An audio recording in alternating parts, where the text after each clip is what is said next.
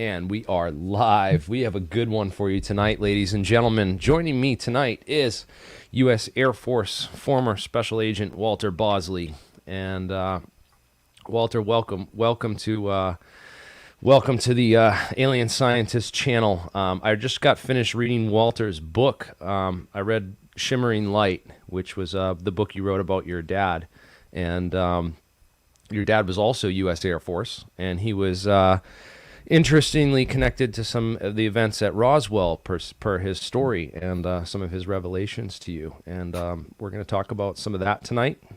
We're going to talk about the very excellent analysis that you ran through in your book on all the possibilities to explain all the variables in your dad's rather fantastic tale. And I want to dive specifically into this NIMSA stuff, the origin of this Aero club, and some of what, Paperclip and what those, what the space Nazis were doing in this country at the end of World War II, and some of those programs, which 70 years old and still classified. Some of that stuff, interestingly.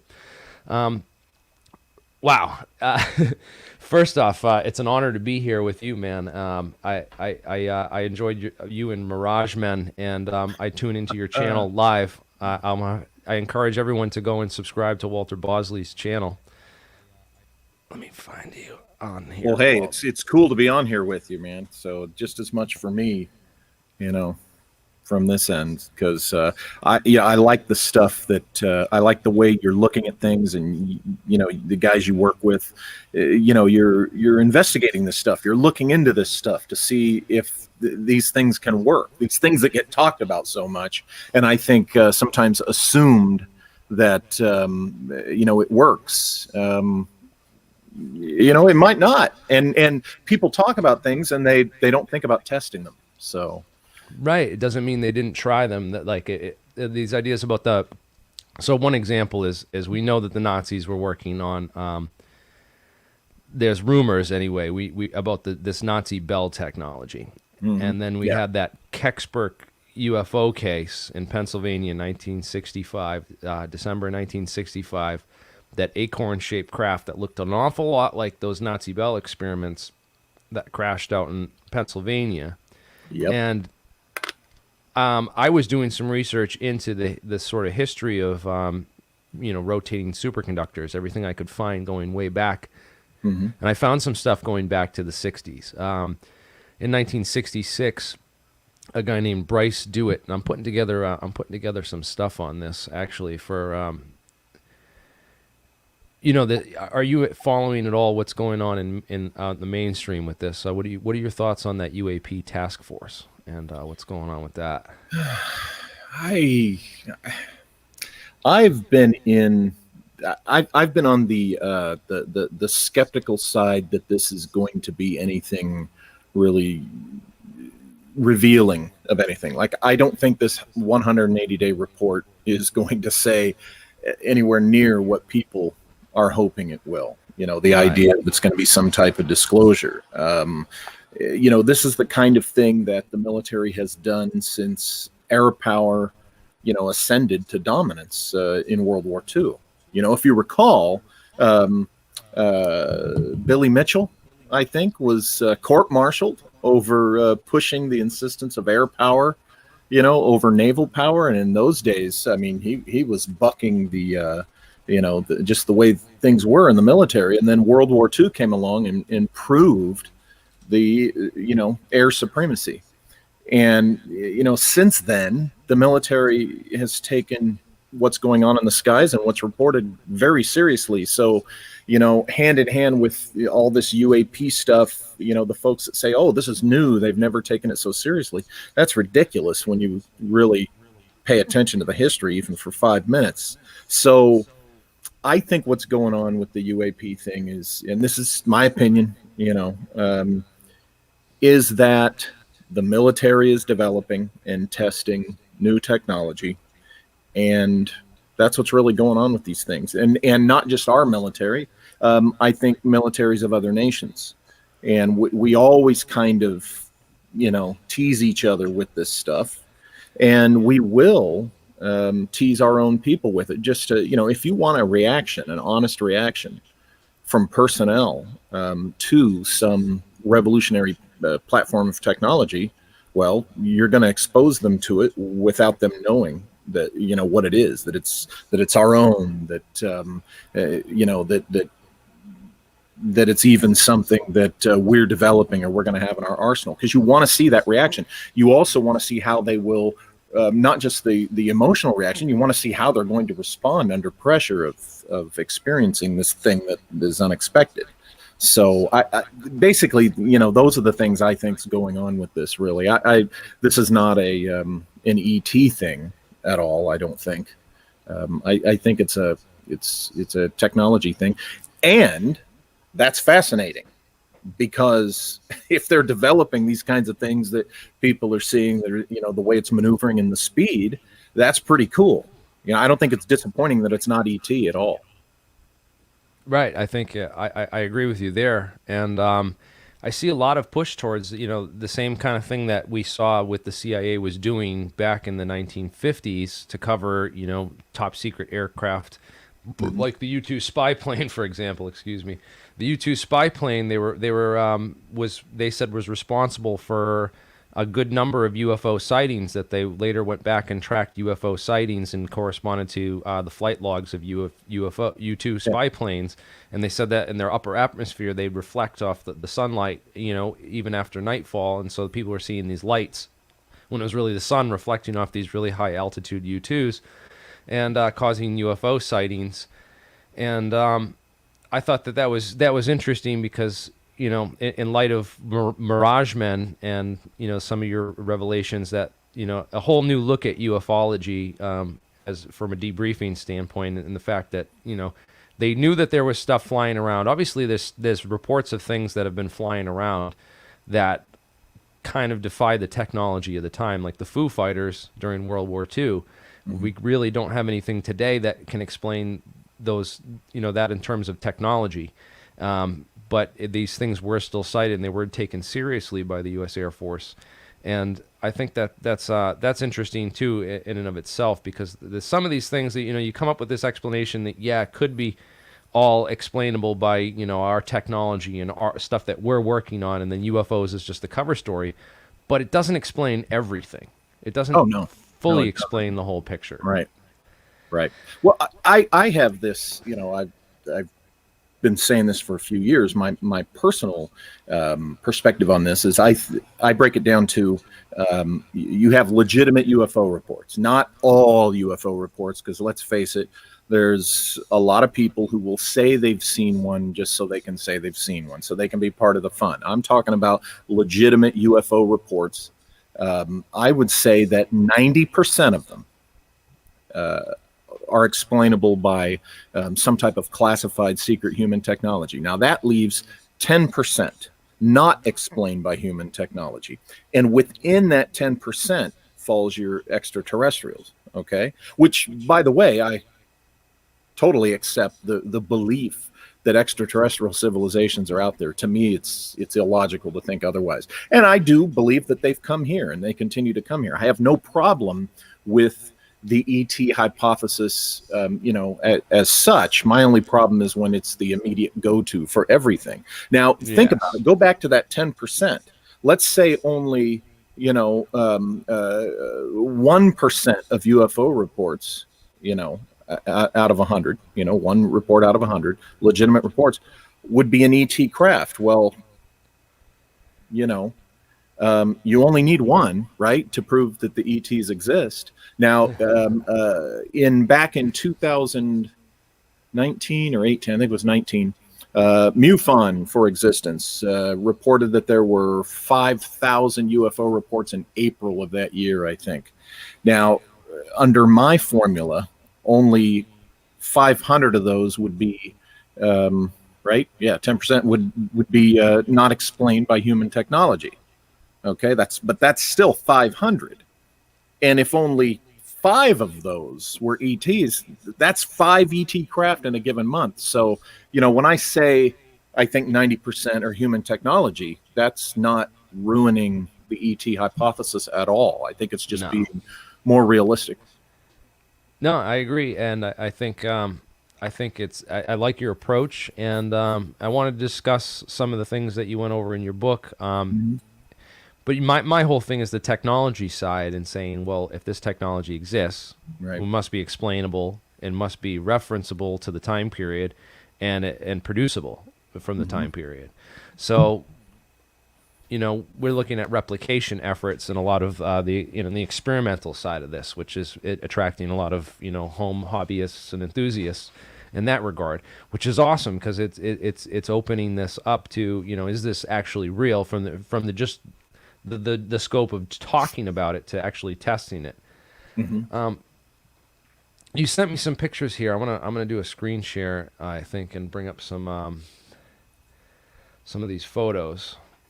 Yeah, the one thing I sent you was what I call the Bosley chart, and that's how I show my hypothetical progression from the Sonora Aero Club to the 1890s airship mystery to the modern UFO, and I do that with the automobile comparison. So just to make it something for people to grasp, so that they can see what it is I'm talking about, Yeah, let me bring in that that one up. regard. I'm gonna bring that one up right now with a screen share here. How do I do this? I'm gonna share this screen.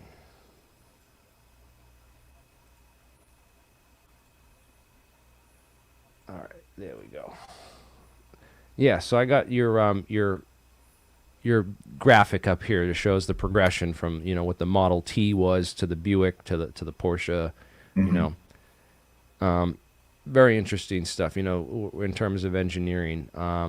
But back to this whole idea. This is good stuff. This guy Charles Delishow. Hmm. Who I'm gonna bring up next. I gotta go find that one. Charles Delishow wrote this book, and he run the Sonora Aero Club, and this what's the history of NIMSA and the Sonora Aero Club and Charles Delishow? Well, according to Delshow, he was he came to America, essentially working for them. That is, he came to America with the purpose of coming out to California to go take a look at what the Sonora Aero Club was doing, because the Sonora Aero Club was this group that was working under the aegis of NIMSA. Now, NIMSA, according to Delshow, was based in Germany. Okay. And Delshow himself was from Germany, and he came to the United States through Texas, came out to California in the 1850s. Sonora is a little town in what they call the Gold Country in California. It's just on the western edge of Yosemite. And the Sonora Aero Club, that's spelled AERO, they were this interesting group of German immigrants, like Delshow, who, according to Charles, they were dabbling with flying machines 10 years before the American Civil War. And the method by which they were doing this involved chemistry, and there was this particular this fluid. I wouldn't call it fuel really, but you might. It's kind of in that realm. But it was the operative element of a particular process, a chemical process that, again, according to Delshow, you'll hear that phrase a lot. Allowed them essentially levitation, anti-gravity, you might say, for lack of a better term. And at one point, there was kind of a split between the Sonora Aero Club and the Home Office, NIMSA, when NIMSA sent a representative direct from Germany, who Delshow refers to as that Prussian officer.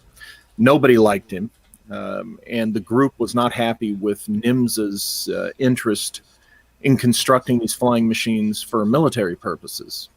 Peter Menace, the man who was the leader of the Sonora Aero Club, and the other guys in it, they said no. They didn't want to do this. They didn't want to use this technology that they had been developing for military purposes.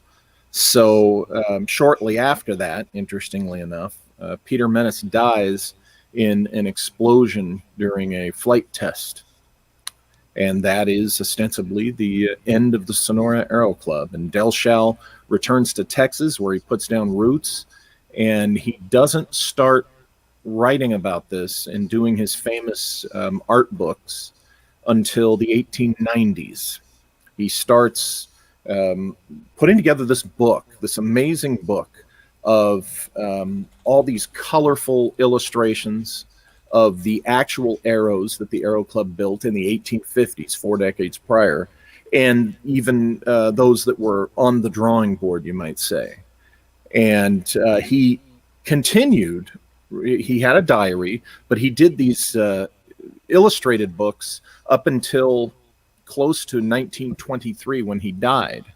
And nothing ever came of it until, I think, 1971, when a guy named Pete Navarro found them in a junk shop, and they were going to be thrown out.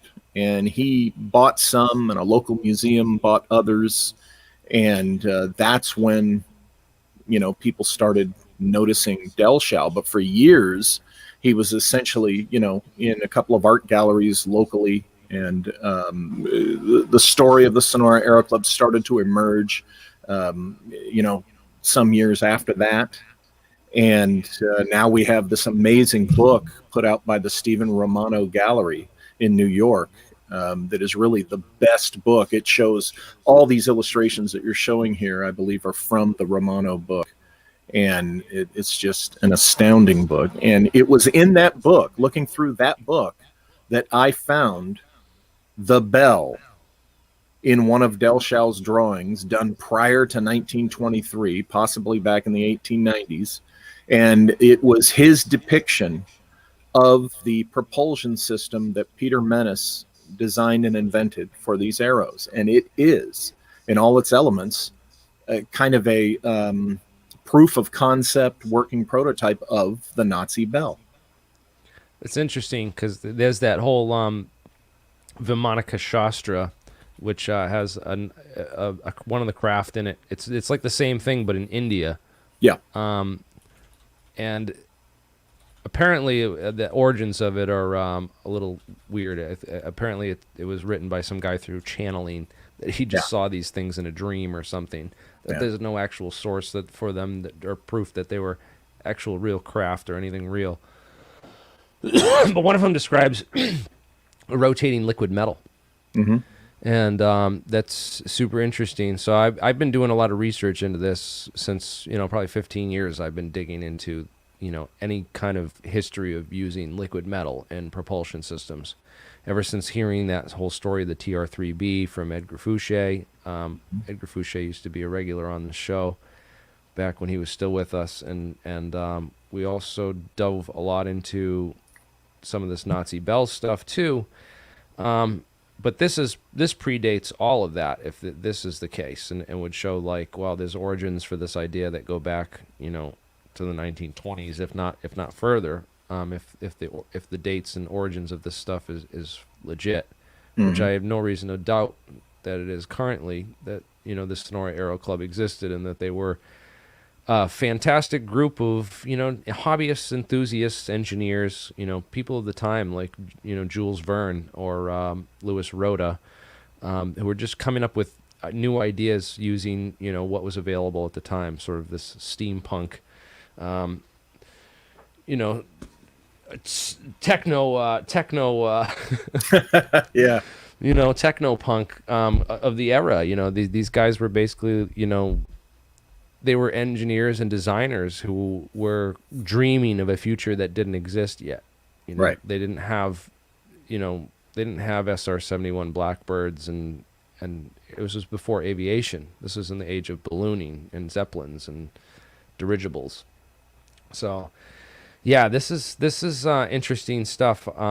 As far as the physics go, I can only find a couple things. This guy Cecil Doit. Bryce and Cecil Doit. So it was a Bryce and Cecil Doit. All right, Dewitt.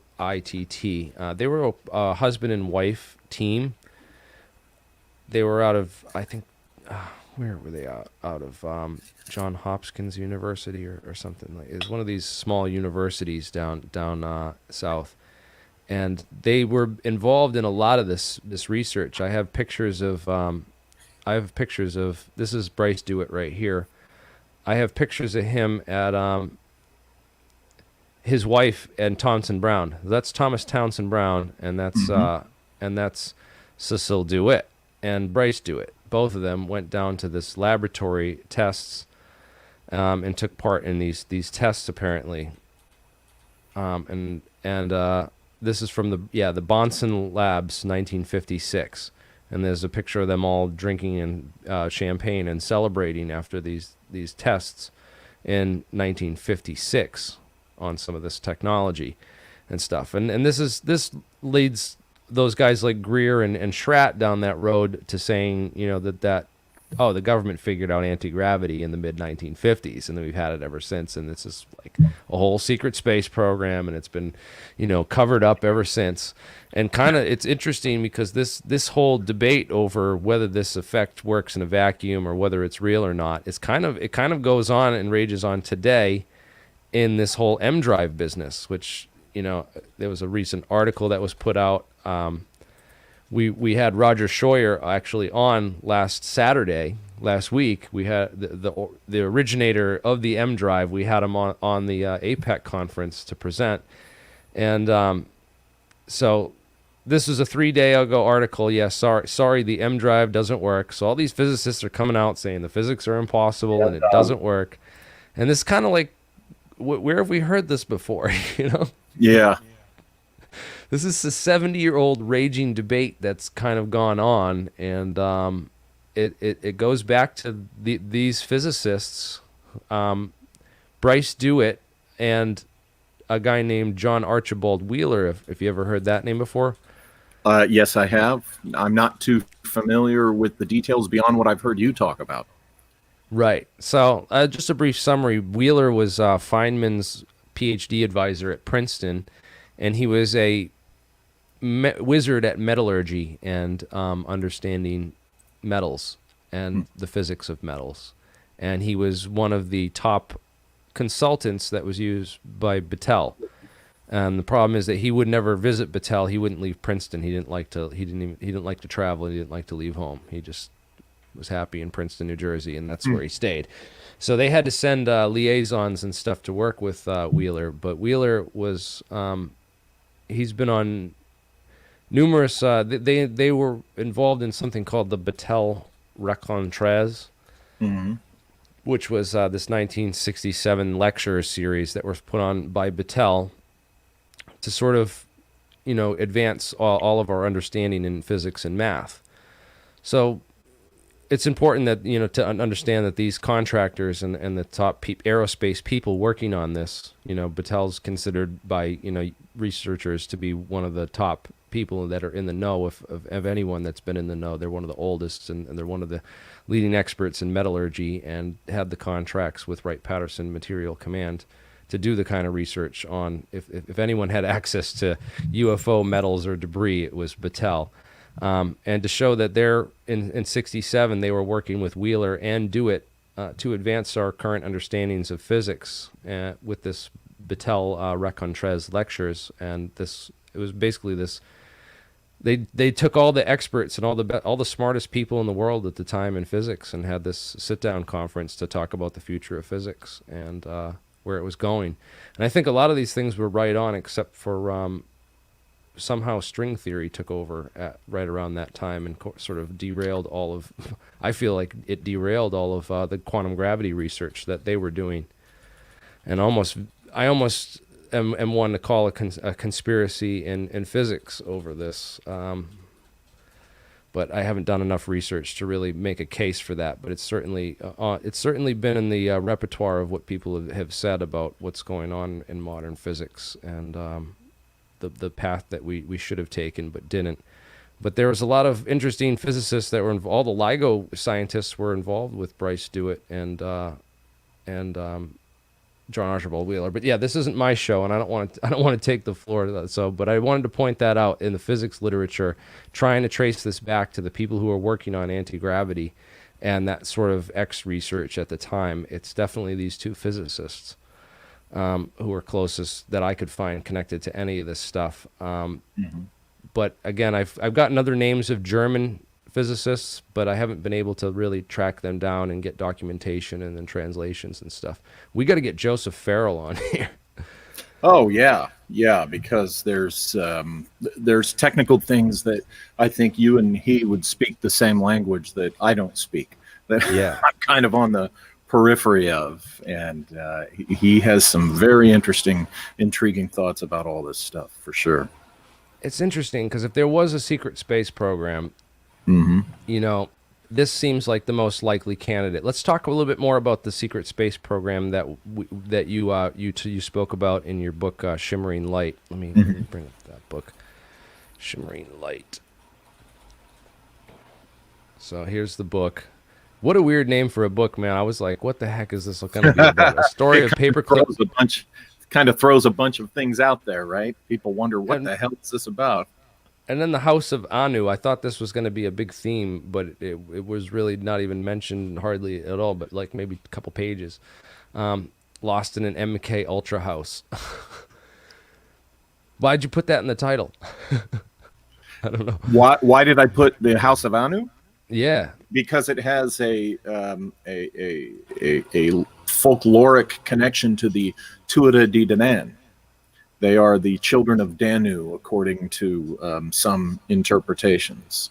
So that can be misleading. People think you're automatically talking about the shining ones of is it Assyrian mythology and folklore, but it was an attempt to bring in the Tuatha De Danann in the title, and it's what the lost race also refers to in the subtitle. So that's that lost race that was in the very beginning of the book.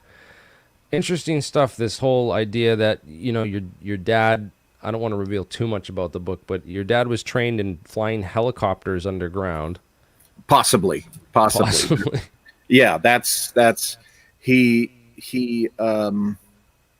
stated that he was, and what I tried to do in the book was show how it was possible that he was telling the truth. And so I present how it could very well have been possible that he was telling the truth about that. I think there was a multi-layered thing going on there. As you dug through it over the years, it's kind of like I kind of see this unfolding over a decade of your research in the book, and coming back to it is kind of what I got from it, and getting new ideas and new interpretations of this very interesting story, because he talks about, you know, training for rescue missions and underground locations and extractions, and you know, there must be construction accidents. If they're building things like these silos, you know, this is post World War II, Cold War, where, you know, arms race, you know, stockpiling of nuclear weapons and all that went on. Obviously, there was a lot of missile silos being dug and underground facilities being created, right? Yes. So construction workers that are working on those kinds of things tend to get in accidents from time to time, and you know, would need extraction. So it's quite possible that he would have been trained to like extract people out of these kinds of situations and stuff. I think that makes the most sense. We don't have any evidence of large openings to underground tunnels, except for, like, I guess the Charles Hall story. But well, actually, you know, being in the Air Force, his thing was crash retrieval, and I have that document printed in the back of the book that was among his things from his Air Force days, and it basically states on there that one of his duties is, you know, what we call crash retrieval. I'd have to have the book sitting in front of me to get the verbiage right. But, you know, this was significant because he had, you know, told stories about when there were, you know, the Air Force pilots would crash and they'd have to go out and retrieve the remains. And, you know, it could be gory stuff, but, and these were guys that he knew, was acquainted with and such. You know, I heard about Chuck Yeager and Ivan Kinchlow and Scott Crossfield growing up before The Right Stuff ever came out. And so that was the context in which he was involved with retrievals and anything that would have been, having to do with rescue. But what I found really interesting is, when you're looking at the fact that there were a lot of missile silos being built, this was the 50s, as you said, the Cold War, a lot of underground facilities. My dad's specialty would have had nothing to do with missile silos. It had nothing to do with that. My dad's specialty was in the aerospace medicine division. It had everything to do with putting people up in the skies and people up in space. His unit at George Air Force Base up here in Victorville, Hesperia, they were doing the ground tests of the Mercury program suits, the space suits, the silver ones that you see in the right stuff. A lot of people don't realize is that the American manned space program was the Air Force's, primarily the Air Force job. NASA wasn't even created until October of 1958. And that's when the Air Force passed Mercury off to NASA. But Mercury, the manned space program, started development in the U.S. Air Force. And my dad was involved with that. And so, at first you'd look and say, well, maybe this underground stuff he was involved with had to do with missile silos. But no, it wouldn't have, because everything he did had everything to do with, what he did had everything to do with putting man in space. So therefore, what the heck was a guy whose specialty had to do with putting people in space? What the heck was he doing in an underground facility? The underground facility must have had something to do with the Air Force space effort. Yes. So let's talk about that. So Redstone Arsenal, Huntsville, Alabama. Tolstoy kind of was in charge of the paperclip operation. He brought all these German scientists over from World War II. Some of them went to Princeton, New Jersey. Some of them went to Redstone. A lot of them went to Redstone Arsenal in Huntsville, Alabama. And Major General Otis Benson, you talked about in the book. I had never heard that name before. I heard of Sidney Gottlieb, who was the CIA chemist, head of MK Ultra. Some of these other guys. Frank Olson, I don't know if you mentioned him in the book. No. Definitely. Yeah, he had very tragic story there, that's for sure. Yeah, it kind of like the death of that hotel in Pennsylvania where the guy, was thrown out the window, and they investigated it and found out he's one of the top scientists on this top secret project. And very interesting how that investigation unfolded for the poor souls who stumbled upon that one. But the Huntsville, Alabama, these guys, Werner von Braun. I'm doing research into some of these guys, just reading about them in your book, and I mean, it took me 3 weeks. It didn't take me 3 weeks to read the book, but it took me 3 weeks certainly to go through, and every new thing I had to go and start researching and go and find stuff on. Yeah. But I was talking with my crew about this, and we found this video. One of the guys was like, "Oh, I got this video that Disney did of NASA making these flying saucers that go to Mars," and it was with all these guys are in it. Some of these German scientists, or the paperclip scientists, are all involved in it. And there's the Mercury spacesuit. There's a picture anyway of these high altitude tests that were done on the Dachau concentration camp prisoners. And of course, they put Strughold as the top Nazi scientist in charge of the program, because he had all the goods and all the data on these high altitude tests that were done in an unconscionable manner on concentration camp prisoners by the Nazis. Yeah. But he was, of course, placed in charge of the whole, as the most knowledgeable one on the program, because he had taken part in those tests. And the interesting how the intelligence community kind of swept all that Nazi, war crimes under the rug in favor of.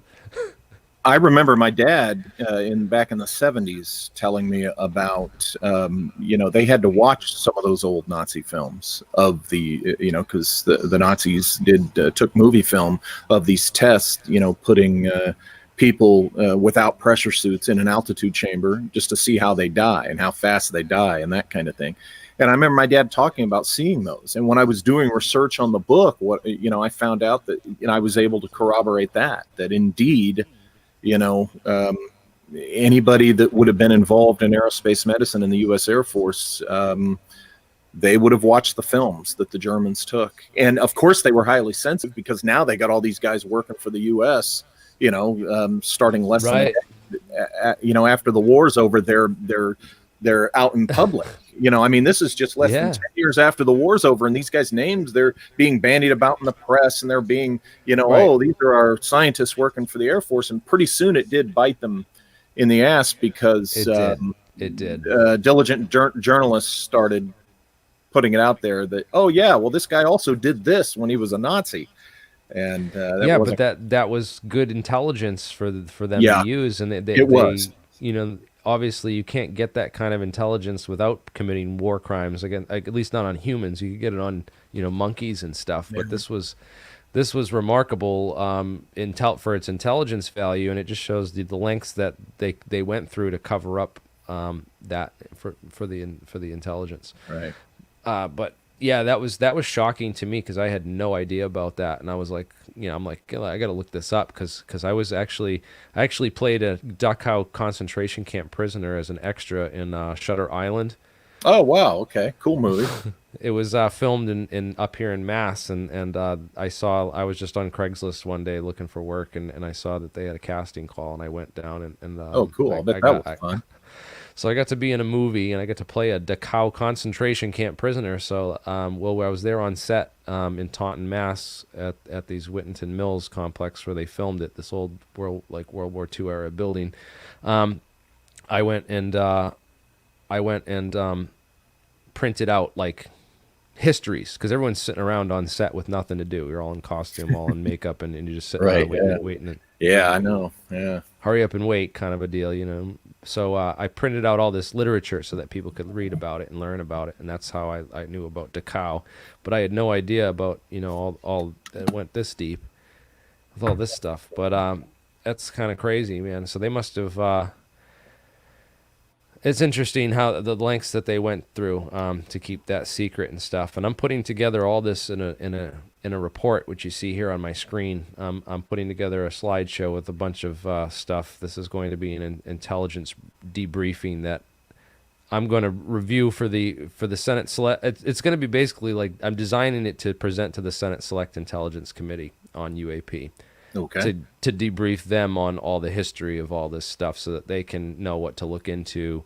Look into this Kecksburg UFO incident, and the fact that many of the Nazi Bell and Mercury experiments that were going on were actually happening in Pennsylvania at the time, and there might be an interesting connection there that they could look for. It should be declassified now. It's been since the 1960s.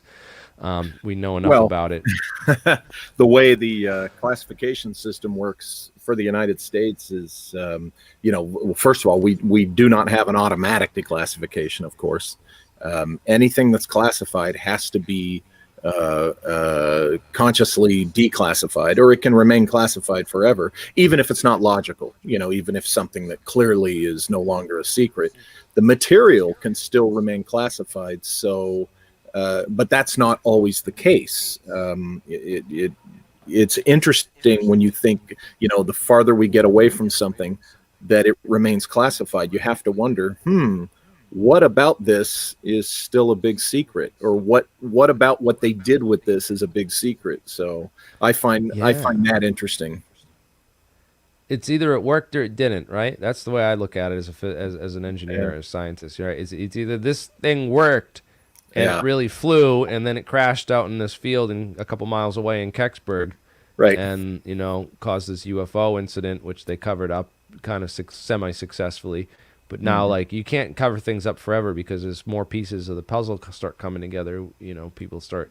Well, it's never really so much the technology as its application, right? That's what usually keeps it classified, is the application of things. So, you can have a technology that even the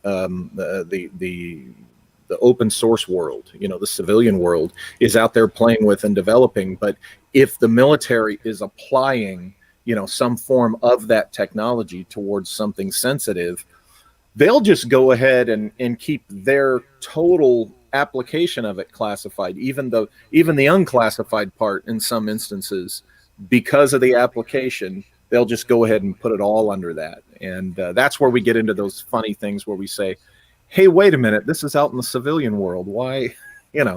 But it comes down to application. It really does. In any case, I included it in my report to the Senate so that it gives them something that should be investigated by this UAP task force. This is a documented incident with a lot, and I've done a lot of research into this that could provide possible connections to stuff that could be found or declassified or considered for declassification now that it's 60 years later. But again, this is a fight that all of us are fighting in this world, because I think a lot of this stuff is, it still remains classified. And I can tell by the news headlines on what's left out of all these stories. It's any talk about technology or any talk about, the tech and this kind of stuff. And it's sad, but it's also revealing at the same time for me, because I realize, and I go through and I've identified some of the people that might know something in the chain of command, people that they should ask, but for answers, and then who we should not ask. Yeah. Right. So, but yeah, interesting. I'm trying to do the Fox Mulder job here, but also, use my physics background to sort of weed through the science and the technical aspects of this a little bit, and also reveal that side of it, because it gets left out of this story far too much. Yeah, this is sort of an overview of the kind of stuff that I want to go over. U.S. Air Force studies into UFOs, so Project Grudge, Project Sign, Project Blue Book, Project Moondust, all the stuff on crash recovery and potential, my investigations into crash recovery, where those materials might have went, where they might be kept today. Also, big thing on stealth technology and anti-stealth technology. Then also all the anti-gravity research and reverse engineering kind of stuff, an overview of all of my research into that, and then also technologies that can be mistaken for UFOs or UAP and used to fake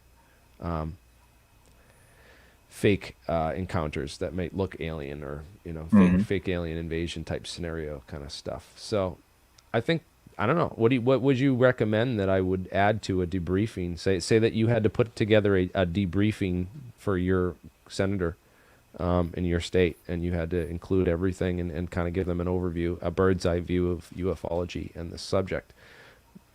What would you add? Well, I think, from your perspective, I agree with your perspective. Go for the technology, and that's what you're doing. You're going for the technology. What I find interesting is this is ostensibly to bring to, senators.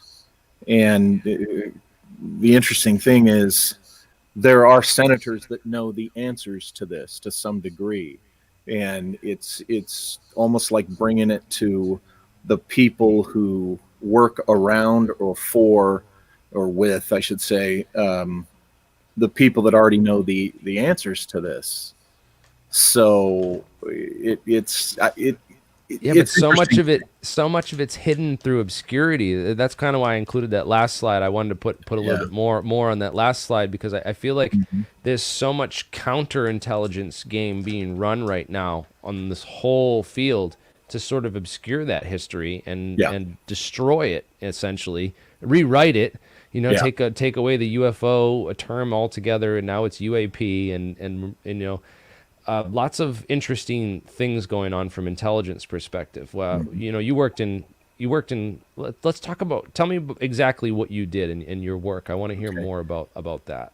I was through 3 organizations, and technically, if you want to count when I did background investigations, for 19 and a half years, I was essentially in what you would call the national security divisions of the organizations I worked for. Counterintelligence investigations and counter-espionage operations. When I was with the Bureau, I was on a physical surveillance team. We worked under shallow cover. We had undercover identities. I had an undercover car. Was not allowed to go anywhere near the FBI building.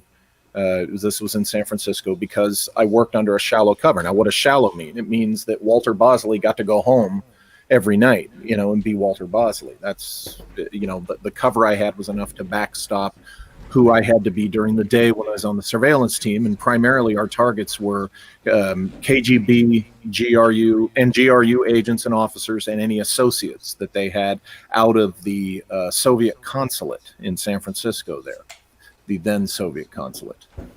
And then when I had language training, I ended up as a Russian translator, essentially sitting on a FISA wiretap in Manhattan. We had the GRU and KGB had an undercover office working as an international commerce front, and they had this Manhattan office for a long time. And I was part of an operation that the FBI ran for 15 years in Manhattan, and we had all their phones bugged and their elevator and everything. And, my job then for a few years was to listen to these conversations they were having. And then I went to the Air Force, went immediately into OSI after officer training school. And I was a special agent for the Air Force and primarily conducting counterintelligence investigations and operations. I worked as a liaison agent to the FBI office that I'd started my career in years before. When I was assigned to LA Air Force Base, but I also started doing what's called program support, program protection support. And that is, I would brief the aerospace companies with Air Force contracts. I would brief them on threat levels and any other security issues they might have from foreign intelligence services. And if a spy case popped up that had any U.S. Air Force or DOD concerns while I was there in L.A. as an OSI agent, then I would, be one of the agents working on investigating that. And one time we had a camera set up on a suspected GRU associate, and I'd have to go in late at night or early in the morning before dawn. And this was in the old days. Now this was in the 90s, and switch out the tapes where we had, just 24-hour surveillance going. I had the late night tape shift switch, and my partner had the daytime one. Then I went back to Wright-Patterson Air Force Base, and I was the chief of the counterespionage operations branch. Now, counterespionage operations, essentially double agentry. I was chief of a branch where we conducted double agent operations out of Wright-Pat, and I actually had a geographical area of responsibility that was several states, just a big chunk of states, where I could draw assets from any and all U.S. Air Force installations and personnel in that multitude of states. And the fact that the Air Force does double agent operations is not classified. The details about each operation, that's where you get into the classified area. And what you call passage material is where you get into the classified area, the details of that. And that's where I started really, I was cleared to work for the FBI. I had a top secret clearance and beyond. And then when I went into the Air Force, that got expanded because of this work I was doing, because I was briefing aerospace engineers that were involved in the military space operations. I was going to be exposed to the technology that they were developing. Well, when I got into counterespionage operations, I got really exposed to that stuff. Very often on a daily basis, dealing with just thousands of pages of documents of classified Air Force technology that was being developed. And I had to handle this stuff and deal with this stuff as part of my job in these kind of ops, CE ops. Had to go to the Pentagon a couple of times to, in facilitating this. I had at any given time 4 agents working for me, roughly, and I had, again, TS, SCI clearance. I used to not be able to say that the acronym SAP or SAP. But of course, a few years ago, a particular presidential candidate started bandying about that around, and everybody started learning about special access programs, and essentially what I did in double agentry was related to that. It was relative to or considered a SAP. And, you have the clearance level and all the stuff to go with that. And after that, I went to work for another organization as a counterterrorism, essentially intel collector and, how do I put it, kind of a threat assessment guy. We would watch out for the people. Sometimes we would watch out for the people that were conducting counterterrorism ops and investigations. Other times we would teach people overseas how to be safe and avoid as much as they could being a target for terrorist attacks. And I did that that was a global job. That took me all over the world. You see in some of the pictures that I posted. So you're teaching like people about operational security and intelligence. OPSEC and how to keep themselves safe on their routes. But that was just one slice of the job. Another part of the job was literally being, one of the people protecting U.S. American personnel doing their thing for the effort. That was the late night kind of, interesting spook work at times. Speaking of spook work, I wanted to get your opinion on a U.S. Air Force case that I investigated about. It came to my attention about a year ago. I don't know if you saw my coverage of this. I was just researching. Every once in a while, I'll type in Wright-Patterson top secret, right. Something like that to see what comes up. And this came up on my feed about a house that was raided in July 2019. And interesting, the first report, right? You go back to hear the first report, and it says nothing about top secret documents. It just says that several marijuana plants were seized during a task force search of this Fairborn home. I thought that was interesting, that like the way that this kind of worked from. The media came in, they wanted the story. All they told them is that we raided this house and got a bunch of weed plants, right? Yeah. And that's all they told them, the first story. Right. Then the second story comes out and says, well, we went there for weed plants, but we found 100,000 top secret documents. Mm-hmm. But then there's missing parts of the story, as I pointed out, because like there's no evidence based. There was a weird things that finally it comes out, it's like, no, there weren't really any marijuana plants. It was just a bunch of top secret documents. Yeah, imagine that. That's like kind of the progression of it. But yeah, people asked about this, which is great, because I did a follow-up on this, and apparently this case has been concluded February. This is from, I didn't see this, February, and it talks about this same Fairborn contractor who was charged. Apparently he pleaded guilty, and I don't see, it doesn't really say much about what happened to them, but I'm gonna have to go and follow up. I could give you some insight into what probably went on that the media didn't know, because that right there is a classic example of an OSI type situation. And I guarantee you, OSI, does it say in the news report if OSI was involved? No, it doesn't. It doesn't. Yeah. It just, I it guarantee just shows, they were. Oh, absolutely. They would have had Now, to be. Fairborn is the town that essentially a big chunk of Wright-Pat is located in. I lived in Fairborn when I was stationed there. And so there's a lot of people that apparently that work in these kind of things that they exactly. So a lot of people that work on base live right there in Fairborn. So there you go. There's probably all his neighbors work there too. And the reason, I'll tell you, based on experience with this, the reason they told some story about marijuana plants, yeah, absolutely, that's a cover, because they certainly before they went to that house, they had the intel that they needed to go to that house, and this was very likely the result of what had to have been already an ongoing counterintelligence investigation.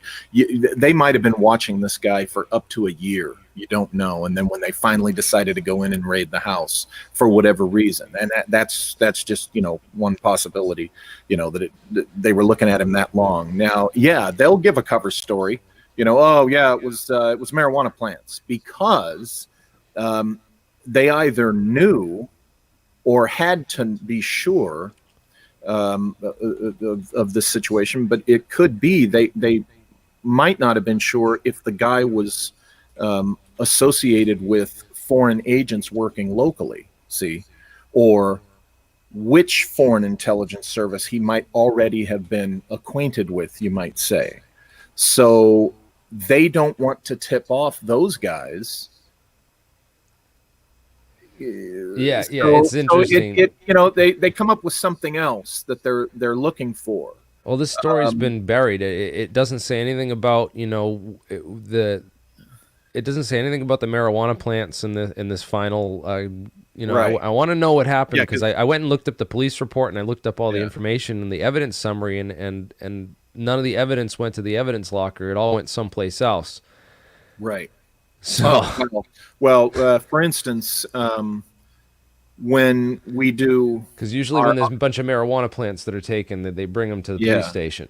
They Yeah. don't bring it. Well- They don't bring them to the Air Force.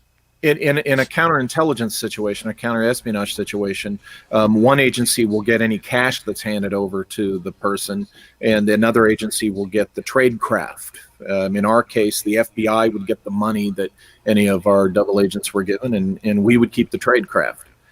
And all this stuff, of course, is documented very carefully and such. But it was probably a situation where, you know, there's a lot more people involved than just this one guy. So they had to keep it, you know, a bunch of subterfuge. And it could still be going on. And let me throw another curveball at you. This whole thing could be to back up the bona fides of a guy that's working for us to the Foreign Intelligence Service. In other words, if there was some reason that they were concerned that the Foreign Because Intelligence... why did it get out to the media at all? Exactly. You know what I mean? Exactly. So you get out to the media that you're busting this guy, and oh, bad guy, look what he was doing. And it might be that that whole thing might have been staged. That is possible. Interesting. I looked him up. I looked this guy up on LinkedIn, and he works for a company called MTSI. It's called Modern Technology Solutions Incorporated. Okay. Like I said, I've heard a lot from rumors from people that say that all these declassified stuff goes on in these small contractors. Mm-hmm. And what MTSI is they're basically like a defense and space intelligence shareholder industry that work with all the small guys. Mm-hmm. So Okay. it just like it made a lot of sense to me about like He could have had starting on- access to a lot of information that had been brought together from these smaller contractors. Well, no, he's one of the smaller contractors. He's so one what of they the what they smaller do is they specialize in subject matter experts. So when they need it when Right. when Yes. intelligence needs a report written, they have to go to subject matter experts in the Yes. fields to get like, you know, an intelligence update of you know, where the state of the art is.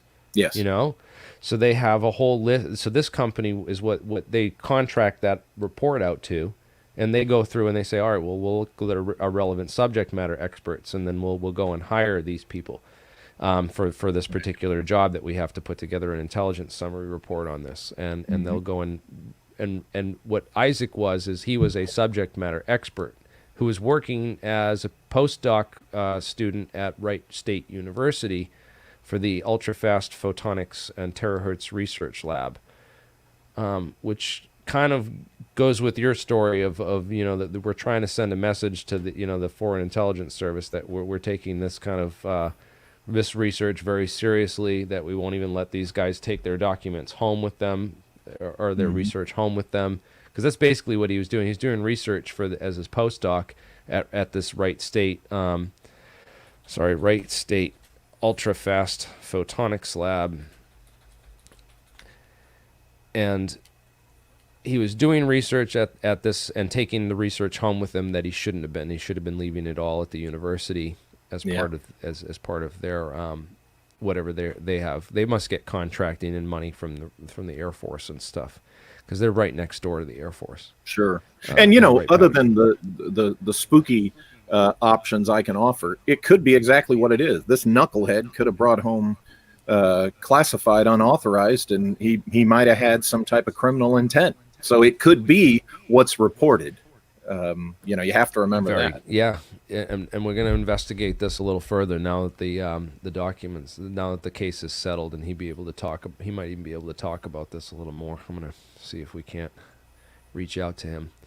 The Air Force is notoriously and traditionally conservative about its public image, and particularly if something is sensitive, OSI might be involved, but they'll shy away from any of the publicity about it. But that right there, I would be shocked if that was not, primarily an OSI case.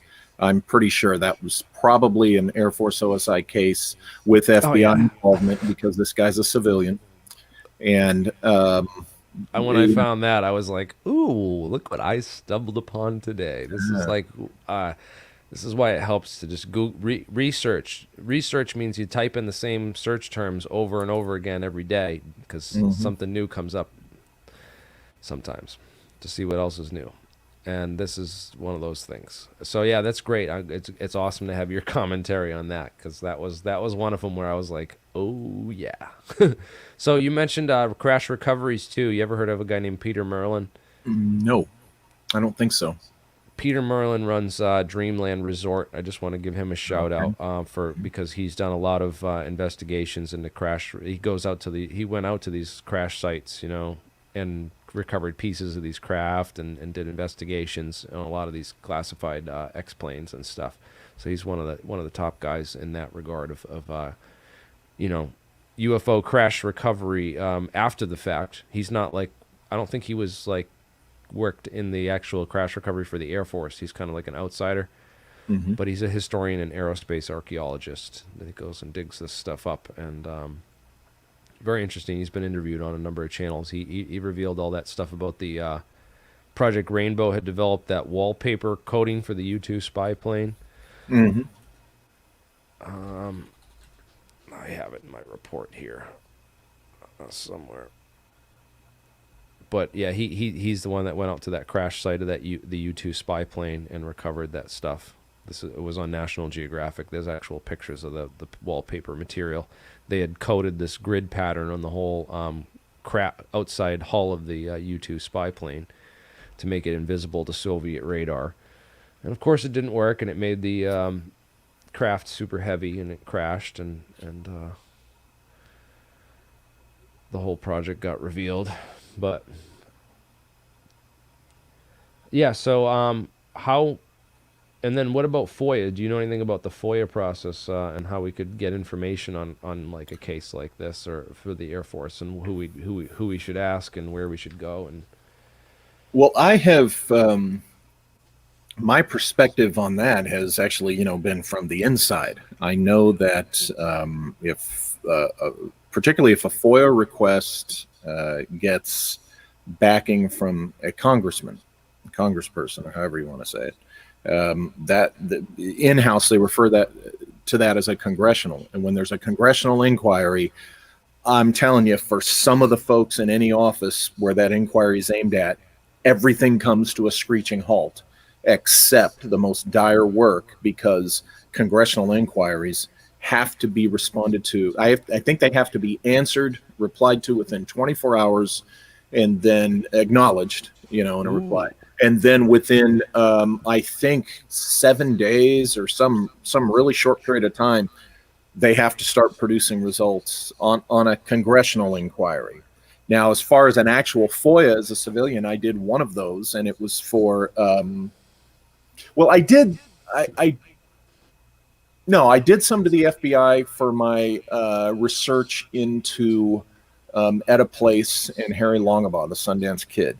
But that was this online version that wasn't really like a full FOIA. I did the full-on fill out the paperwork FOIA stuff for my dad's Air Force file, and all I got was his medical file.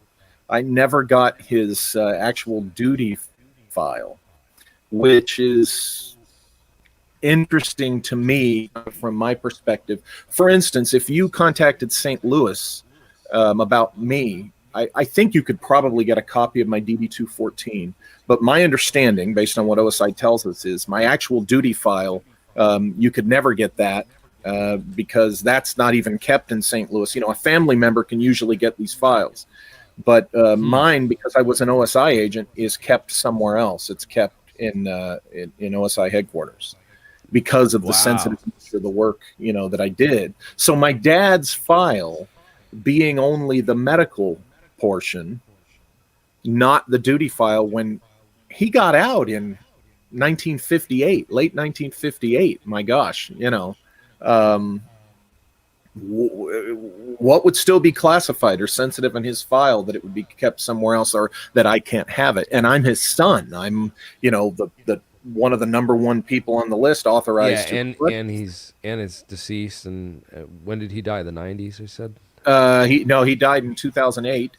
And on top of that, I'm a veteran, I'm an officer, and I'm a former OSI agent with my own clearance level. You know, they'd say, okay, let's give his son the file, and you know, or even you know, my thought was, well, my clearance level is enough where maybe, you know, they could send it out to March and have me drive over to March and at least be allowed to read through it and not take a copy or not take it with me, but at least read through it. And, you know, tell me, okay, you can't talk about this, that, or the other, but none of that ever happened. But I did get some info out of the medical file still, because, hey, you know, intelligence collecting is part of, you know, what you do when you're in counterintelligence and such. And I was able to find some interesting things and dig out some data from that relative to what I write about in Shimmering Light. And I wrote about some of that in Shimmering Light, but unfortunately, interestingly enough, they didn't get the file to me until after I released the book. Go figure. Yeah, isn't that interesting? Yeah, I might send the book that I have back to you with like for your second edit, because I found just so many typos. It was like the like repeated words, and I'm like a very thorough reader, so I just like every time I came across it, I just wrote right in the book. So I have it's a good guide for it, but it wasn't bad. It jumped around a little bit with just everything. There was a lot going on. I mean, it's a lot of material to cover. In fact, I want to dive back into some of that right now. We're a little over an hour, guys. Thanks to everyone in the audience who's watching. We have 155 people live. This is great. Don't forget to smash that like button and share this video around so that we can get more exposure and help beat those algorithms and kick them in the butt with all the people that cheat and pay for viewers and clicks. So yeah, appreciate everyone in my organic audience here that we've gotten as far as we have, and let's continue the push towards disclosure. Let's talk about this whole investigation you did about where your dad went in Arizona, and kind of how that relates to this Sundance Kid story and your investigation into that, because there's a lot of canyons apparently out in this area. Yeah. Is this the same spot? Is this the same Winslow, Arizona, is where where your dad was kind of stationed? Where this this? So let's talk about east this. Of. Well, I pinpointed. I think it was Holbrook, and I was able to find that there was indeed an installation in Holbrook that had, you know, an underground facility. And my dad never identified it as Holbrook. Now the Harry Longabaugh and Etta Place stuff, that was for some other books. That was for my Empire of the Wheel investigation, which is a completely different thing than this. But where was that? Where was that Butch Cassidy's Canyon? Where all his that stuff was in Utah and yeah. Sorry. Yeah. But, I didn't mean to get that confusion. Oh, that's okay. But Yeah, my stuff kind of has a wide gamut of interest. But anyway, I've Holbrook. always been interested in that case, though. That we'll get Oh, it's back to that in a fascinating. second. But Yeah, let's get on this whole idea. Your dad was stationed somewhere out there where he was somewhere apparently went east. into this. Yeah, somewhere east of Winslow. I think it's Holbrook. He Can you was. tell the story real quick? Your dad's story again of Oh what yeah, he sure, told you that sure, happened for sure. the audience, so they can get some. He told the story that he was back at um, Gunter Air Force Base, which was in Montgomery, Alabama. Maxwell Air Force Base was there too at the same time. It still is. In fact, Maxwell Air Force Base is where I finished officer training school. My class started in Texas and packed up midway and went over to Maxwell and finished there.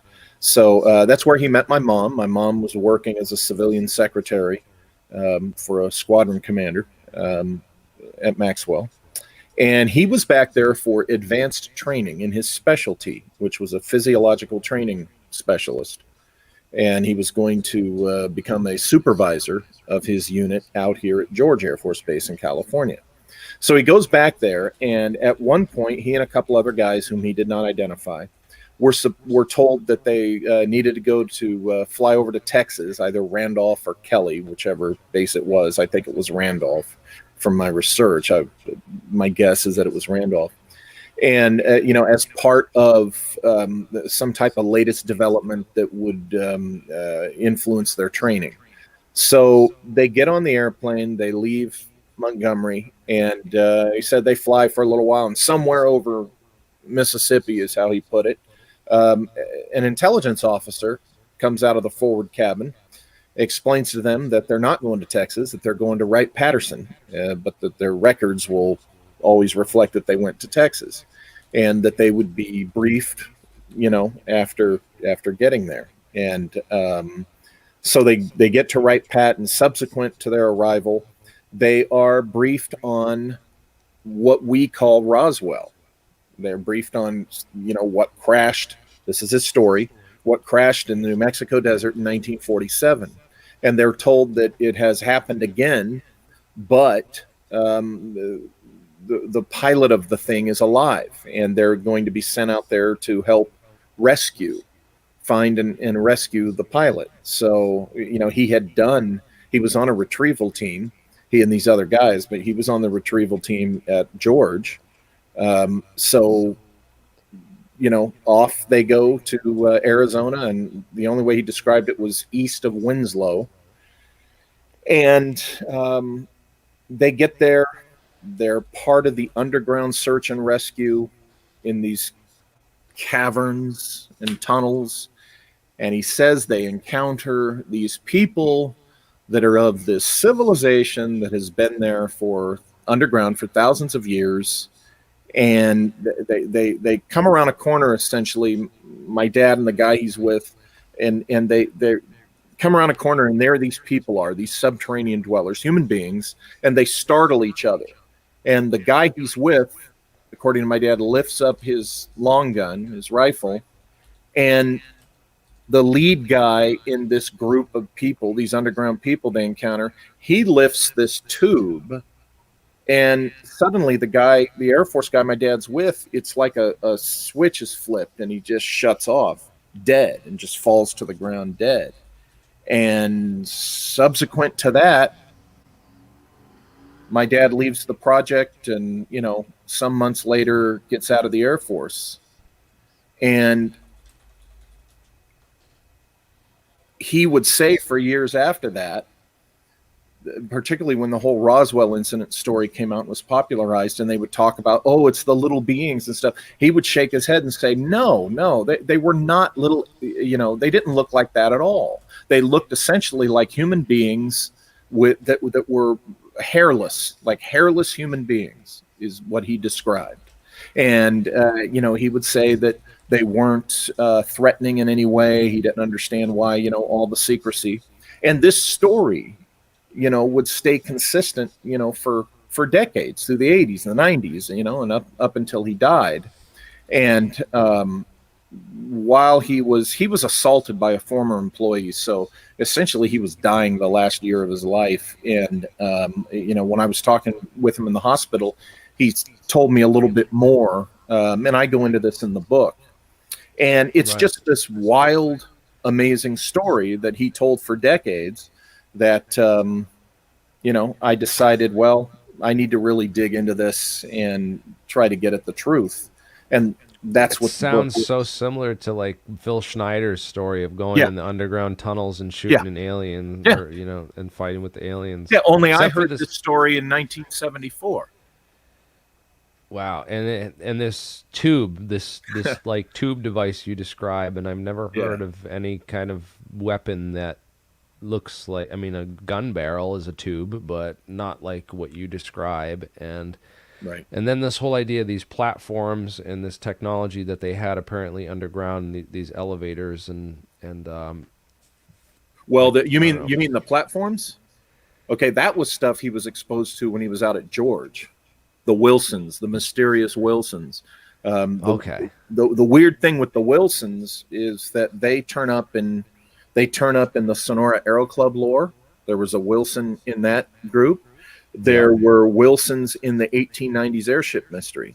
Okay, I first heard the name Wilson associated with this weird stuff from my dad when in 1992 he was in the hospital, or 91 he was in the hospital with a blood clot. A year later he had a heart transplant, but in 91 he's in the hospital from a blood clot. They've got him heavily sedated. He's talking about being underground, talking again about the guy who dropped dead, and he's talking about this crystal house and all this weird stuff, and he keeps saying the name Wilson, Wilson, Wilson. And so after I left visiting him in the hospital, I talked with my mentor who had spent decades in the intelligence community and was an uncle of mine and actually got my career going. I mentioned to him, I said, he kept talking about this stuff about the underground and stuff, and he kept mentioning a name Wilson. And my uncle at the time said he talked about Wilson, and I'm like, yeah. And I said, who is he? And he goes, well, I'll talk to you about Wilson when I see you. Oh, okay. So subsequent to that, when I did see my uncle, I asked him about Wilson, and he said this. He said, Wilson is the most brilliant man you've never heard of. And it was subsequent to that I started learning the lore of Wilson, the mysterious scientist, connected with the UFO world and Antigravity, and then Sonora Aero Club, and on and so forth. And I was told by my mentor in the late 90s that Wilson was in charge of this project that my dad was a part of. I was told that the project was real. I was told by my uncle, get him to talk about it. Try to get him to talk about it more and get even more details. And he said the project was real, the underground project. This Wilson guy was in charge of it. And so I have this from a source who, was a military guy who outranked me. He was my mentor. By the time he retired, he'd been in the intelligence community for 44 years. I mean, it was so part of it was, I'm told is real by somebody who I trust. And then so this when is no relation. Pardon? Sorry. People in the chat chiming in saying this is no relation to the Admiral Wilson of the Wilson leak. No, Like, no, and that's sorry to throw you off your Oh, that's cue, okay. man. That's okay. No, and then when that came out, it's like Admiral. I'm like, oh my god, it had to be that name, right? That had to be that name. No, it's almost like I thought that was deception or something wrong with that from the start, and then like when I seen this other stuff, I'm like, oh, Wilson. It's so often that they throw like names out there like that, so that when it's a bathwater technique, I guess. Right. people get tired of this stuff and it becomes old news. So that way, if the information really comes out and it's some other guy named Wilson that has some real information connected to it, people are like, oh, I've already heard this story before. And, yeah, they this is move on. this is a complete different Wilson situation. But the Wilsons, he had worked with this Wilson before. There was a younger and an elder Wilson, according to my dad. And father and son team. So there must be a family. Do you think there's a third generation of Wilsons still working on this stuff? There may be. And they were the ones who demonstrated according to my dad, these anti-gravity platforms that work with this slide control, and you activated it by you tapped this phalange on the corner of the thing. Well, here's what's interesting. Then when you go read the stuff about the 1890s airship mystery, you read that exact thing. The one built by the elder Wilson in that story, it's got this little finger of metal or whatever, and he would tap it, and it would start the process, this vibrational process. And I am not aware. This is super interesting. This is super interesting because all my research into this stuff. So like, for instance, I have this up on the screen right now. This is a document from Eric W. Davis, not Eric Wilson. No Wilson this time. It was Eric W. Davis, who's Hal Puthoff's partner at earthtech.org. Yeah. And this was an unclassified thing that they did on how to get this effect with. It basically goes back to that Biefeld-Brown stuff and this M-drive stuff. I think it's very much related to some effect that has been debated throughout physics for a long time now. And understanding how it works is these plates and this moving mirror effect with this one, where one plate's on this mechanical excitation of a spring where they can move one plate, and it creates this dynamic Casimir effect, which I don't know all the physics of it, and know it might have something to do with quantum entanglement, polariton condensates, and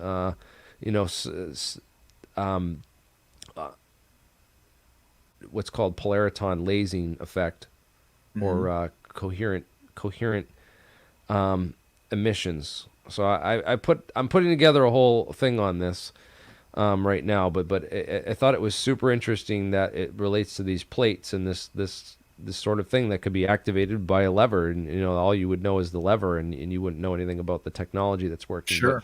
But it's certainly we're investigating this. People on our teams are investigating. Yeah, this. and that's what I like about what you do is you guys say, "Oh, hey, let's take this crazy story or what these people claim, and let's see if it even works." And because so many times, particularly people in the UFO community, they don't check things out. They just kind of take people's words for it, and or they assume, just like the classic Haunebu saucer story. I'm one of those that I absolutely tell people the Haunebu saucer, it's a myth.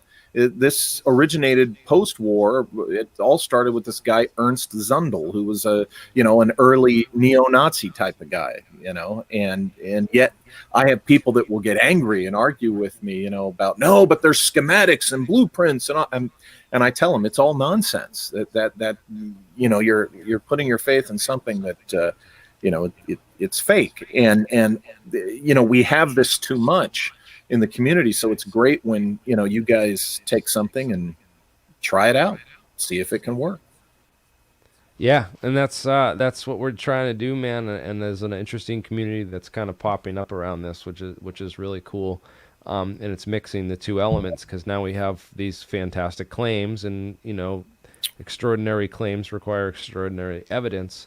So we're trying to develop that evidence through scientific methods, which is awesome, to be merging science with this sort of fringe, which needs to happen in order for humanity to progress. Is why I'm in for it. Say, hey, you can't let that little kid in you die in engineering school. It's time we all had that Jetsons space age world that we've been promised for over 100 years, for crying out loud.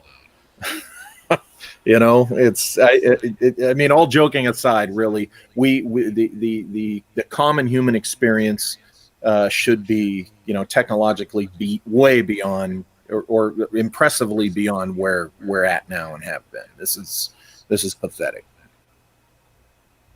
Yeah, I agree. It is where we are right now technologically. That's probably part of why I'm putting together this debriefing summary, and your book has helped with that a lot, with some of the a lot of the Nazi paperclip stuff, and that whole School of Aviation Medicine, which I had no idea about. I mean, I'm still sorting through it in my head and stuff, as you can as you're helping me out with by coming on the channel here and walking us through too. So I'm sure my audience appreciates you coming on and sharing your time with us, for sure. We got to get you back. I don't know how much more time you have. Sometimes these streams just go on and on. We're only at an hour and a half, which is good. Normally I feel like we've covered this much material, and then I look at the thing and I'm like, we're at 4 hours. Let's we haven't even got to the part where I haven't think is possible to explain my dad's story, which is even, a lot of people would say, oh, but it's disappointing that you don't think your dad's story was true. And I point out, yeah, but the reason why the other thing it could have been to me is equally fascinating. Yeah. So let's make that journey now. So from the technology side to this whole, because there's a whole idea that maybe this technology doesn't exist and all this stuff is counterintelligence, to kind of make us think. But I don't know. It's spurring innovation. So I say that as long as we're spurring innovation and curiosity and getting more young people interested in studying physics and giving them hope for the future, I don't want to dissuade anyone from that idea that some of this stuff might be possible. Right. But there's certainly a whole other side to this, which involves the human psyche. And I left this out of my intelligence, briefing summary for the sure. Senate selecting, because it gets it gets kind of crazy when you get down these rabbit holes and stuff, as you talked about, and some of the stuff in your book. Which we let's get into some of this MK Ultra. So the MK Ultra House of Anu, and so the House of Anu. All right, let me let you take the floor on this, and I'll chime in. Well, after. First of all, I want to say that, remember, nowhere in the book do I say that any of the technology discussed is not real, or that I think the technology is real. These levitating, all this stuff with the Wilsons, I have my reasons to still kind of hang on, among possibilities, the possibility that stuff's true. It's not so much that I question the technology my dad talked about. It's the possibility that the story he told was a false narrative, and that goes back to MK Ultra. Now, as we know, part of Operation Paperclip, the scientists captured or taken, accepted, were the German psychiatrists and psychologists who were developing early mind control type of techniques. And these were the guys who came here and went to work for what became our CIA, and were the guys developing MK Ultra with our own scientists, the MK Ultra program. And it started as, I'm doing a brain dump, but it started as under another name, and then they changed it over to MK Ultra in the 50s, I believe.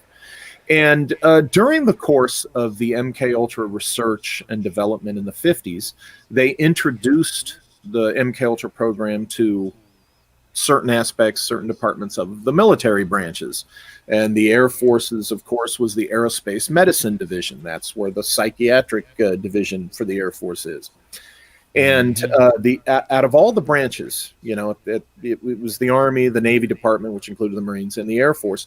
The Air Force was the most excited and most turned on by MK Ultra. Okay, so much so that it's reported in the documented history about this, that the Air Force went off and started doing their own MK Ultra research and essentially their own MK Ultra program.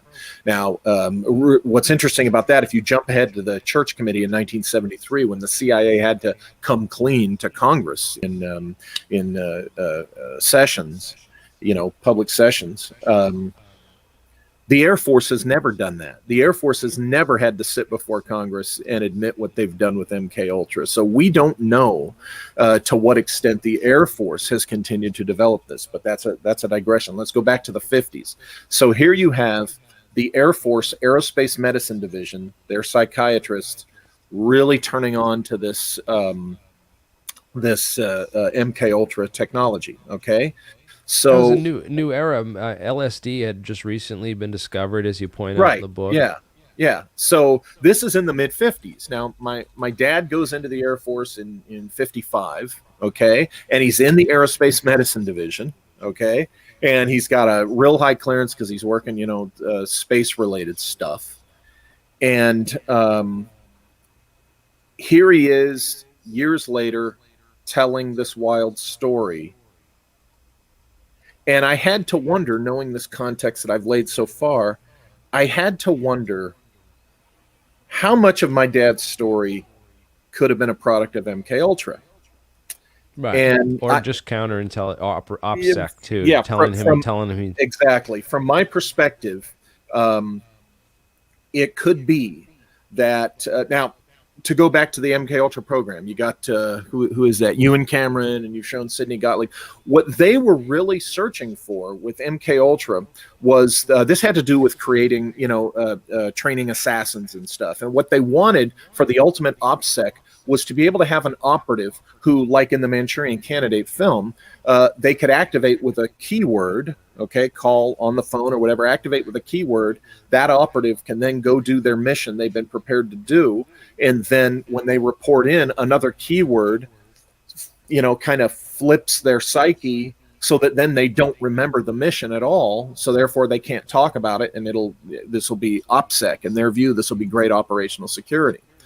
So yes. I was wondering, is it possible that could they have applied MK Ultra, beyond just, for assassins, for anybody working with ultra classified things?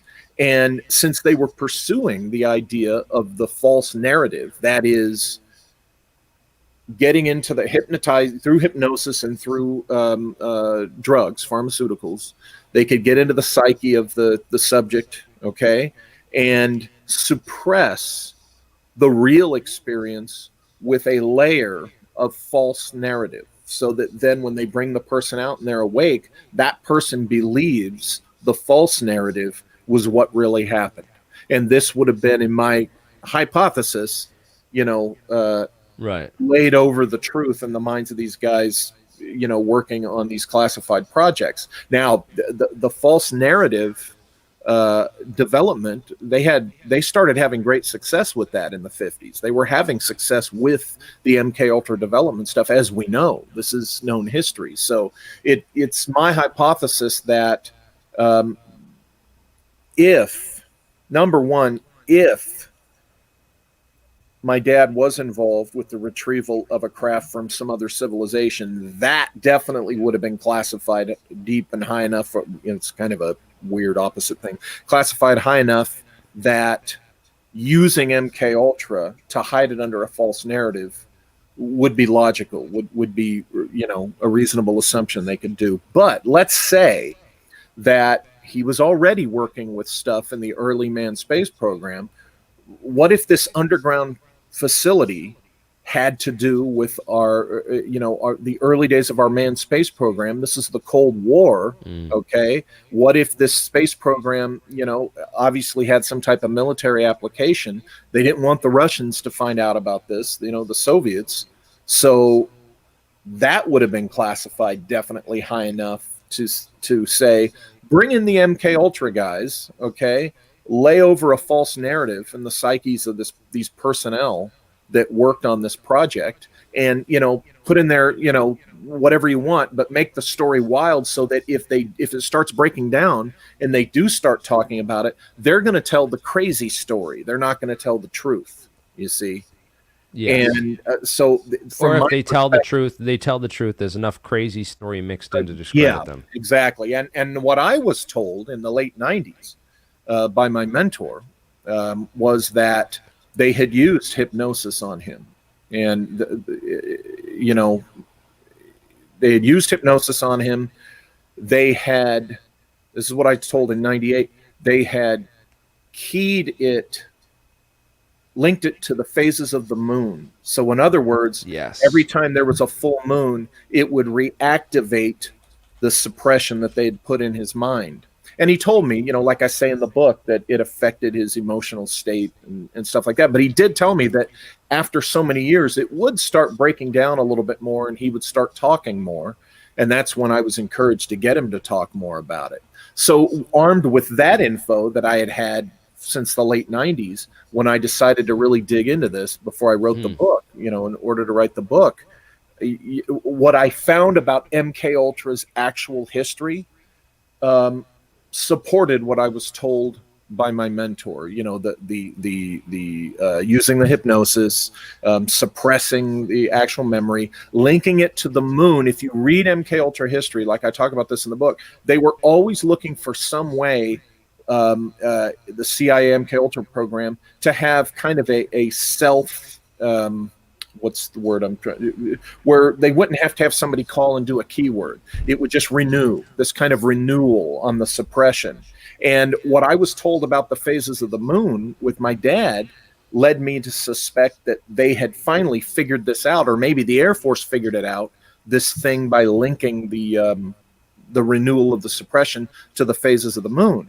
And the history of MK Ultra and what they were pursuing supports the idea of this moon phase thing that I was told about. So this is, among the many reasons why I began to suspect that perhaps my dad's story about the people from the underground civilization and this craft from another civilization, that, oh, by the way, the craft was allegedly from a civilization that lives in subterranean areas or a hollow earth, and they've lived among us for a long time, and all this kind of stuff you hear about in UFO lore and stuff like that.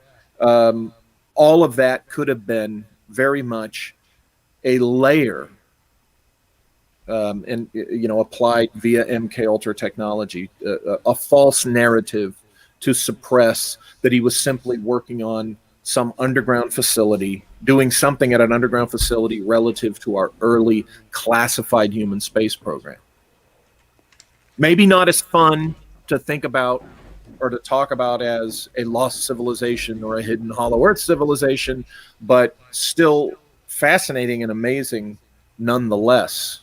I think, from my perspective. And when you think about the stuff about, a hollow earth civilization and these underground people and stuff, then you read about Sidney Gottlieb, who was one of the MK Ultra, original guys, and he was into all this weird folklore. He was into this strange stuff. So even the false narrative laid in my dad's mind in this hypothesis kind of resonates with Sidney Gottlieb, one of the MK Ultra guys. So this is why I just had to come out with this, in this book, that as fascinating and as amazing as my dad's story is, it could be a false narrative covering up something that could be equally fascinating, but in a different, Absolutely. different. You know what it reminds me of so much is the Skinwalker Ranch stuff.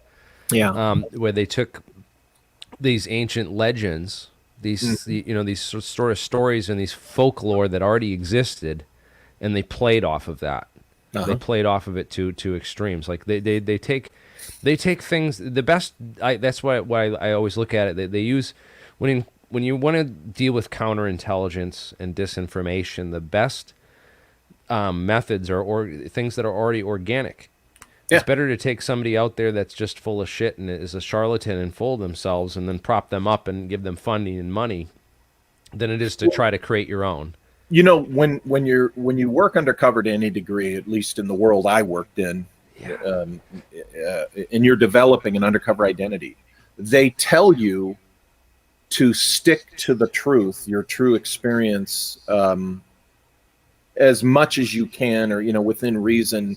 Don't go too far, because you don't want to give away. The idea of working undercover is you don't want anyone to find out who you really are. But, as far as your true experience, because when you're using the real mixed with just enough of the fake, it makes it easier for you to function that way. Well, the same principle that makes that work for someone who's, an undercover operative, in a way, works when you're trying to manage the perception of a story or something. Is right. You mix it with enough truth to make it seem really credible. Right. You mix it with enough truth where when somebody looks into it, they're going to find that truth, is verifiable, but it helps the stuff that they can't verify be more believable to more people. So it's an interesting tool, you might say. Yeah, I wasn't super impressed. I mean, I don't have the proper equipment to go. I watched some of the expeditions with like Travis. What's his Travis Walker? What's the guy's Travis name? Walton? Not Travis Walton. Oh. That's the UFO abduction case. Oh, that's the UFO guy. Yeah. In fact, there's some news with him. Apparently, one of the guys who was the main witness to the story came out and was saying that he was a liar. But then he wanted to just talk to Travis, and they came to some agreement. So it's like, I don't know what the heck's going on, but like all the witnesses. It was something about money, and the other guy wasn't getting his share, so he was gonna go back and say, we never saw anything. So it just makes you wonder. Yeah, it just makes you wonder about the whole thing, because like I asked him, I was like, I don't know, he didn't ever answer me directly, and it was just like, I don't know what the heck is going on with that. But yeah, that was his friend there. But anyway, it was Travis Taylor, Dr. Travis Taylor, who went out there to Skinwalker Ranch, and he had brought some monitoring equipment and stuff. But we'd really have to get some better sensors and better triangulation to figure out where the emitters were. If there's my suspicion is that there was a lot of MK Ultra. So some of this MK Ultra stuff goes back to a place called Camp Hero. Are you familiar with Camp Hero? Oh yes. In fact, before I gave up my OSI badge, I was on Long Island during a holiday visit, and I decided to go snooping around Camp Hero on my own. And the thing is, if somebody would have said, what are you doing out here? I had my OSI badge. I would have said, this used to be an Air Force installation, and I'm taking a look for operational issues. I can't talk details. And it would have got me out of a trespassing charge. I want to go out there, man. I'll have to bring you with you. I'll have to bring you with me, and so you can use your muscle. It seemed like after that, like anybody can go out there now and climb around, as you can see in the pictures. Back when I did this, there were still locked gates and little red indicator lights. At least on the gate that I went around. Wow. Yeah, this is certainly an interesting site, and it's the basis for that whole facility that's in Stranger Things. Yeah, and which is kind of crazy, but cool. It's cool as hell at the same time, because they were doing a lot of experiments with beamed EMF and the this relates back to Project Rainbow, which was started by the CIA, where they were measuring EMF response to different materials, just all different materials, so they could figure out, what do we make our airplanes out of to make them radar invisible? What do we how does radar work? How does light work? How does all this stuff work? What is the EMF response to everything? And they wanted to map it all out, which was the idea behind the rainbow, because they did the whole spectrum. And part of that was figuring out which frequencies interacted with the human brain and the effects that it would have on the human psyche and human just biological functions in general. So there was a whole division specifically of that devoted to this type of research, and that went on at Camp Hero and other facilities, and may have continued. I think it might have continued, and to some degree at what was going on to explain some of the phenomena at Skinwalker Ranch, and especially with regards to these abilities to open up portals. This relates to Project Bluebeam technology and other technologies that I've researched and talked about, where they can create manifest lights, create holographic images, hallucinations of both auditory and visual hallucinations. Can be generated, essentially, and that's right up. That would give Cameron a hard on. I would imagine. Yeah, a massive. I mean, if he knew where we were at today with the technology, I mean, with what he was trying to do with his subjects. I just think of OPSEC. I think of like things like Bob Lazar being, maybe he was brought out to a hangar that they had set up with, a bunch of VZ9 Avro cars, and they told him it was aliens, and they had a kid dressed as a doll. That's and, what I think. or I think he was just a target of and not a special target. He was probably one of several people who got exposed to this little perception management exercise. And that's what I think. He's It's just the best way to trying explain all. It's the best way to explain Yeah. all the whole story, but for me anyway. Yeah. He's parlaying that to get UFO dollars. People seem to think that there's a lot of UFO dollars out there, so they chase UFO stardom, and there's really not. No, it's really not. There's not a lot of money in this. There's not even a lot of money for the research involved in it. It's quite stigmatized, in fact, because of, this is the face of UFO physics now, because guys like Bob Lazar, which is quite sad because, the real physicists don't even want to talk because they're just like, no. Right. I don't want to be involved in this, and I don't want to be associated with it, which is sad. But we're getting more of them to open up, and hopefully in the future we'll get more and more. Yeah. Unfortunately, there's elements that set out to weaponize the stupidity of the public, the gullible public, and that's why we end up where we're at in and ufology. There's gullible members of the public who wind up becoming, weapons of mass stupidity themselves, and I hope I'm not one of them. That's Right. all I can say. Judging by what else is out there, I say I'm not doing too bad. No, you're doing okay. Yeah.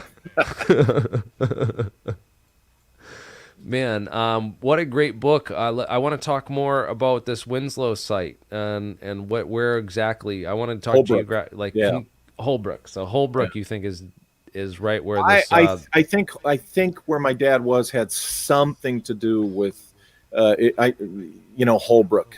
There was that underground facility there. I think it might still be there, and it might have just been on the periphery of whatever it was my dad was doing. But it's out. That's where I think that's the vicinity of where my dad was. So. Right, and with all this MK Ultra stuff, the people that he was connected to, of course, through aviation school of medicine, would have been the MK Ultra people doing this type of research. Yeah, well, look at this. Otis Benson was a subordinate officer to Harry Armstrong, and Otis Benson with Harry Armstrong was involved in creating Operation Paperclip. Well, while my dad was in the Air Force, Otis Benson had become the commander of the Aerospace Medicine Division. So you had that kind of guy who was dedicated to putting man in space and working on all this amazing, advanced technology stuff, and was involved with bringing over the MK, the Operation Paperclip guys. He's the commander of Aerospace Medicine while my dad is in Aerospace Medicine. So,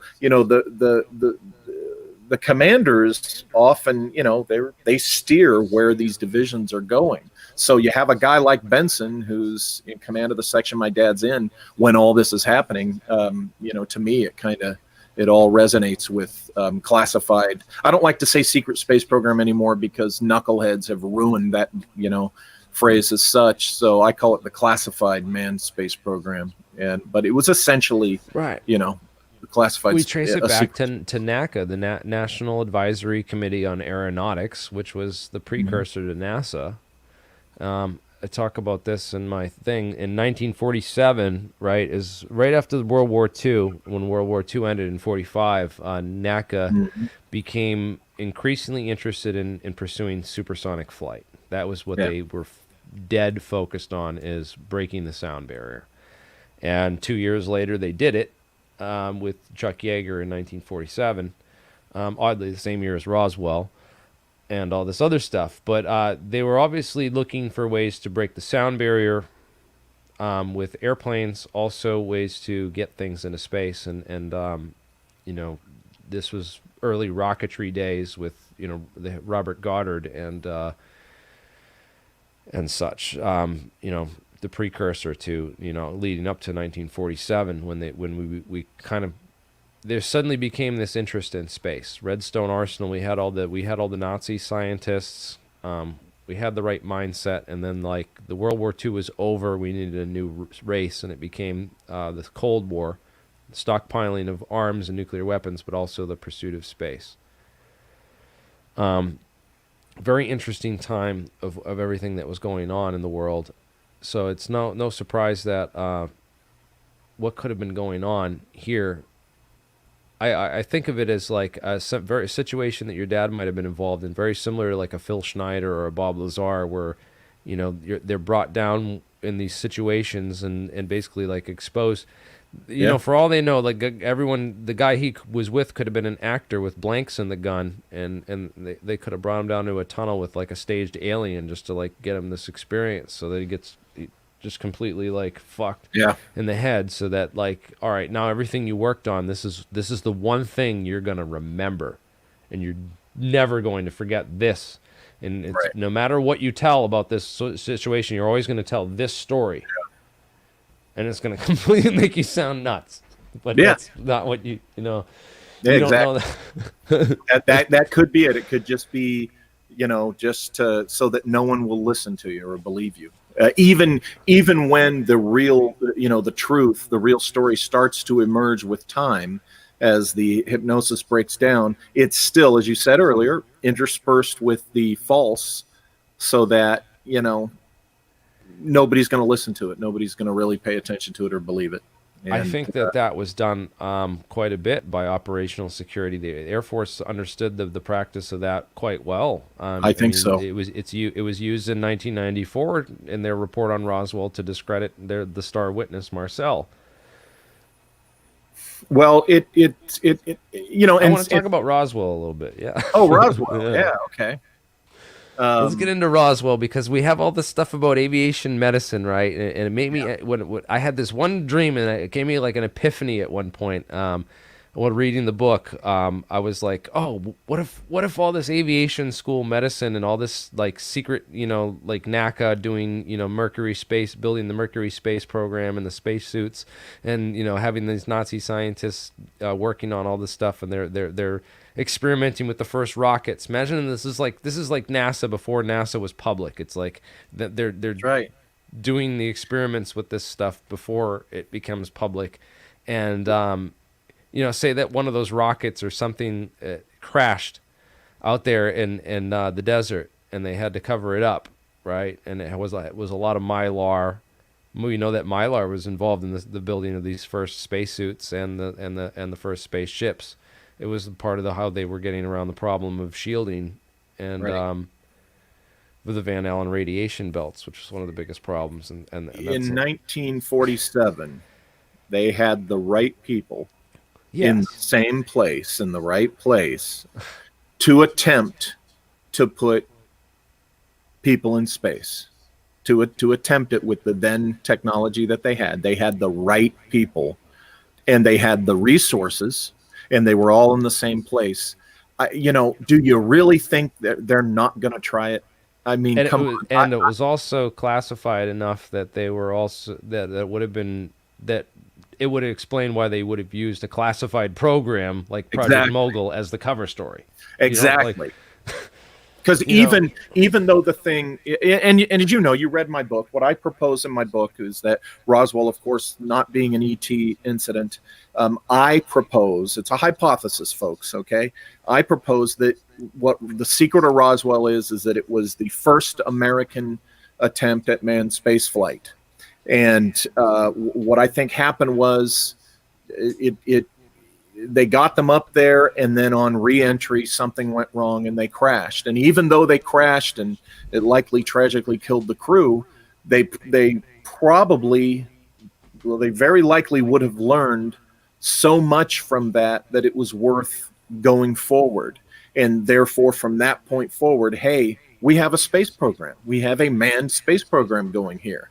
And because it's the Cold War, this would have been the utmost, deepest secret that, the U.S. Air Force, the military, the United States would keep as far as in national defense, because you wouldn't want the Soviets to know that you were, taking this stride. Okay, so I personally suspect that Roswell was just that. It was our first step, and they kept it classified, so it would be a classified manned space program, a secret space program, if you will. And we know for factual history that the Air Force, the U.S. Air Force in the 50s had the American space program. What little the public is allowed or was allowed to know. So I think that started with Roswell, and it's interesting though, because I thought about it and I was like, oh, it makes so much sense. But it also I also thought about this, like in terms of the MJ-12 and all that, there would have obviously back then been people thinking about what if we make contact with aliens. There's all this UFO stuff going on. The military, we have Hill and Coder saying, that they're seriously concerned and soberly concerned with this behind the scenes, even though we make a joke about it in public. And what about the idea that we had a team that was preparing for contact with aliens and what would happen in the event of a real thing, and that they staged an event to try to just run it as a drill. And I thought about that too. What if, maybe they could have been like running a drill. Maybe this was something that, but it just seems like it was something that really crashed and that we didn't know what it was, and it went up the chain of command somehow and got into because the way it was handled, it really just seems like they didn't know what it was until they got it to form. Well, personnel not briefed in. Now think about it. This would have been a project done by these guys, these German scientists, rocket scientists, and aerospace medicine guys, and the American and this would have been such a secret project. Okay, that a lot of the personnel at Roswell would have not been read in on this. They would have had no need to know this. So, but even the head of the intelligence, right after in October, we have the Shulgin memo saying that we have this debris, and they're looking into flying the Horton brothers. They're asking about where are the Horton brothers, and who are they working for, and what are they working on, and are they working on saucer-shaped craft? That was the subject of this Twining memo. See what their mind goes to, because they knew enough that their mind didn't go to, oh, it's from another world. It's what are them Horton brothers up to? Because they were aware enough. He was aware enough, obviously, of what the Germans had been developing. So his suspicion is, okay, maybe it's the Horton brothers, and he's not entirely off if my hypothesis is correct, because it would have been our Germans that were involved in this. So, I that's why I really think the Roswell secret has more to do with all of this than anything to do with ETs. And I'm not opposed to the idea of ETs existing or visitation. I just don't think Roswell had anything to do with that. It's just weird that that both Marcel and Dubois, they both testified to a material switch. So there was some sort of material switch, at Fort Worth, as would be custom in an intelligence operation where you wanted to get this obviously staged, photo op. I mean, I didn't say it's obviously staged, but he said it was staged after the fact, that this wasn't the real material. And you can see this puzzled look on his face, kind of like with this shit-eating grin, like, yeah, I know what I'm doing, and I know I'm going along with, but this isn't the real thing. I don't know. This is something I included in the debriefing report, because I think senators should look into this, whether there was other materials and where did it go. And, it definitely should have been a more thorough investigation into this, now that it's 2021 and everyone who was involved in that is now definitely dead. Anyone who was 20 years old in the military in 1947 is dead now.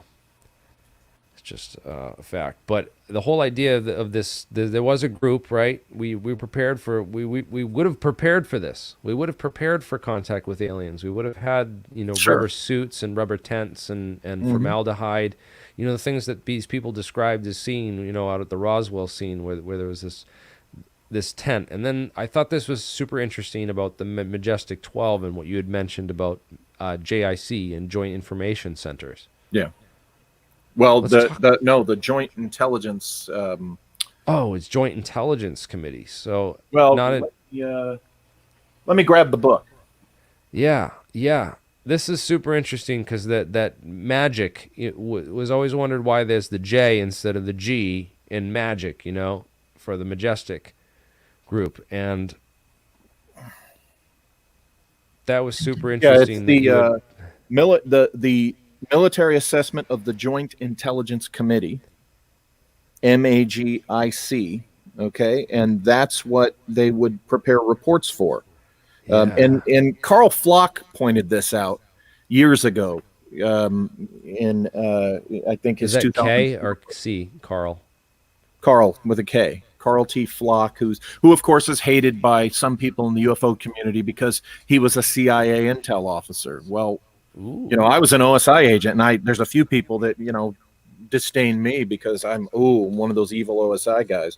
But he pointed this out, too, that the memorandum for the Military Assessment of the Joint Intelligence Committee, and there was one that had to do with Cold War intelligence in that year 1952 that a lot of the the UFO historians point out was a very important year in ufology, and also the date of the MJ-12 documents, the alleged MJ-12 documents. Yes. So, when you do, and this is what I like to do, this is why a lot of people are into, trying to decipher what's going on now. Yeah, and I get that. Now. That's legitimate.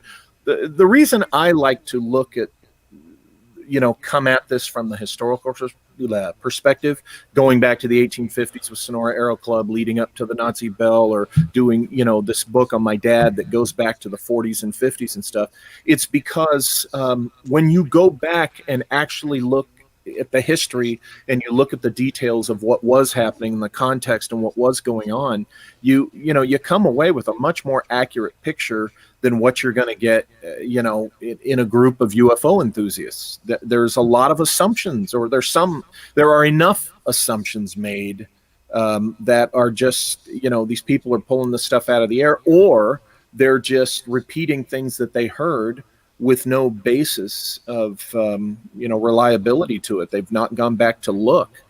As much as I would love to believe my dad's wild story about the underground world and the people from the other, I'm sorry, as an adult and as a former federal criminal investigator and a professional investigator and a researcher, I absolutely had to look at this objectively, and I had to present the very strong possibility that was all a false narrative. That you did a great job of it. When I looked at it, I'm like, oh my God! Like, every time I see MK Ultra on a book, I think like, all right, I'm about to be mind controlled, and like, just. I always think about this is going to completely change my perspective on things, and I know it's intended to, and I always have to be aware of that. And I think ufology, there's a lot of people that need to have that childhood's end moment, that come to Jesus meeting with themselves, as we say, where, you step back and you go, all the crazy wild stuff, that's a lot of fun. That would be cool. But you know what, let's go back and look at this and be adult and grown up about it. And I think we'll find things that are just as fascinating. Yes. But may not be, like, look how long the ET narrative with Roswell has gone on and is the most popular. God, well, it's just it's just so much fun entertainment. It's like it's Friday night, and hey, I'm gonna get turned up to some like fantasy, take my brain for a dive down, like, the possibility hole and stuff. And that's fun. That's cool to go down that route. But Monday morning we got to come back and say, look, all right, we gotta put the beer away, and and that's why I like going back into the history, because you find the facts, you find the details, and you can find what's more likely the truth by going back and actually looking.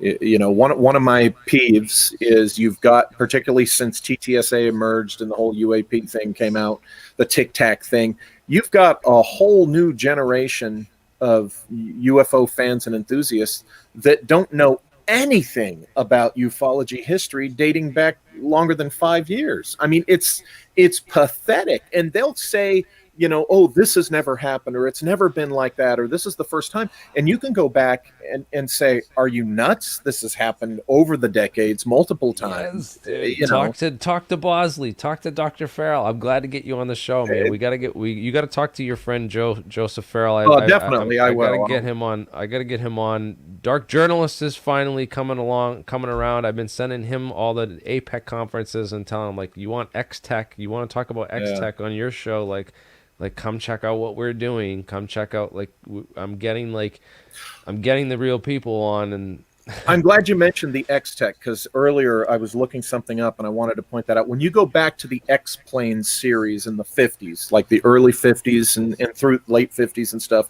in the early, you know, looking for the developing the space program, looking for the thing that'll work. This was the stuff that led to the space shuttle, okay, our famous space shuttle. And that's essentially the space airplane type of platform, airframe, okay? And they started developing those kind of stunted short ones with the stubby wings and the, you know, that look like a manta ray almost, in the 50s. Now, there have been sources that claim that the Roswell craft resembled that kind of manta ray look. And when you look at what the Air Force was developing in that X series, particularly the little stubby ones that have that manta ray look, you got to ask yourself, wait a minute, did they go this direction because that was the direction they tried in 1947? And are we seeing with the X development just the next further development of that airframe shape? Because that's what they tried with Roswell. So in other words, that little bit about Roswell lore, that could be true, that it was kind of a deltoid manta ray kind of thing, you know, but 1947 style. Think within the context of 1947. And, you know, maybe, and that's just something I throw out there because, you know, it's something interesting to note, I think. And that's what you got to do. You've got to look at, okay, what was actually being done? What was actually being developed? Who was actually running things? Yeah. What was their objective? And you can find NACA was I agree, NACA and the precursor to NASA and these Nazi scientists are the key culprits. And what you pointed out, you know, this happened, Roswell happened October 14th, 1947 is when they officially broke the sound barrier. Yeah. Roswell happened in July, you know, like early July, right around 4th of July, 1947.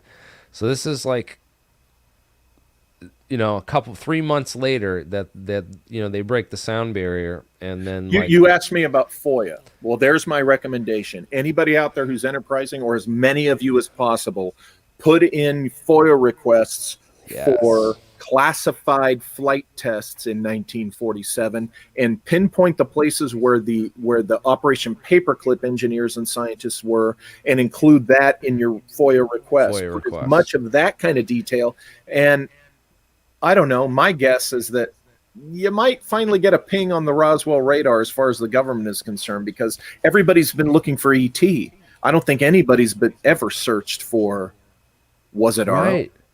Right, and I think you're tipping off. You made another key point earlier. I want to bring back up is this congressional FOIA requests and the congressional inquiries. When we start getting our senators and congressmen people involved in these requests for information, and I think it's super important that we're taking, you know, the time to.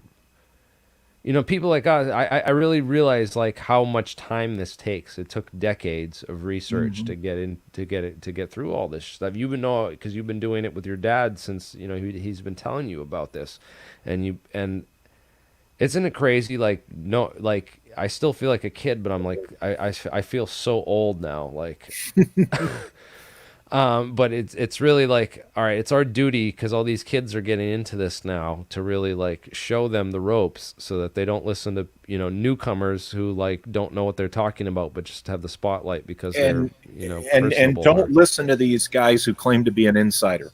I'm telling you, And if you don't were, listen to Walter is an insider, so definitely don't listen to him. that's 'Cause right. He's spreading Well, I always say, disinformation. take it or leave it. Go do your own research. That's what it's This is what I found. But I tell people, if somebody claims that they were, recruited to be in this ridiculous secret space program and they were transported to, it blows my mind, the people that will believe that and the outlets that will push that. Secret space program as such research up until 2015, there were some interesting discussions going on. Farrell, Paul Laviolette, Mark McCandless, Schratt, and serious researchers were doing more academic research and investigation on, hey, do we have a classified space program? What's going on here? And then one particular bozo came along and forced himself onto the scene, and he was given a spotlight. He was given a spotlight by, the shows and this show and that show and the UFO media, and the legitimate research was just kind of ignored. What was, that wasn't interesting enough. But being a galactic space ambassador, that was something that, people wanted to hear. So unfortunately, that kind of nonsense goes on, and every once in a while it comes back. And that's what we have to inform the newer folks, is to please ignore that kind of nonsense, to use some critical thinking. And so that, ufology doesn't get derailed again. It's kind of hard to ignore it when it's like blasted in front of us, spotlight, front and center.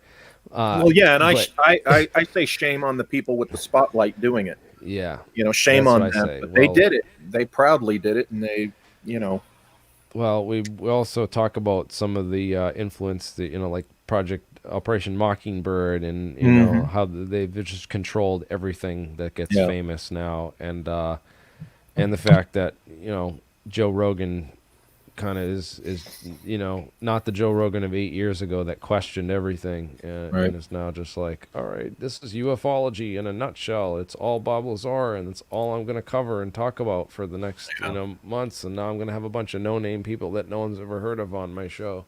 Yeah, well, because it sounds like his, whoever's doing his scheduling, is the one that's determining. It's crazy when you get that big, like what happens.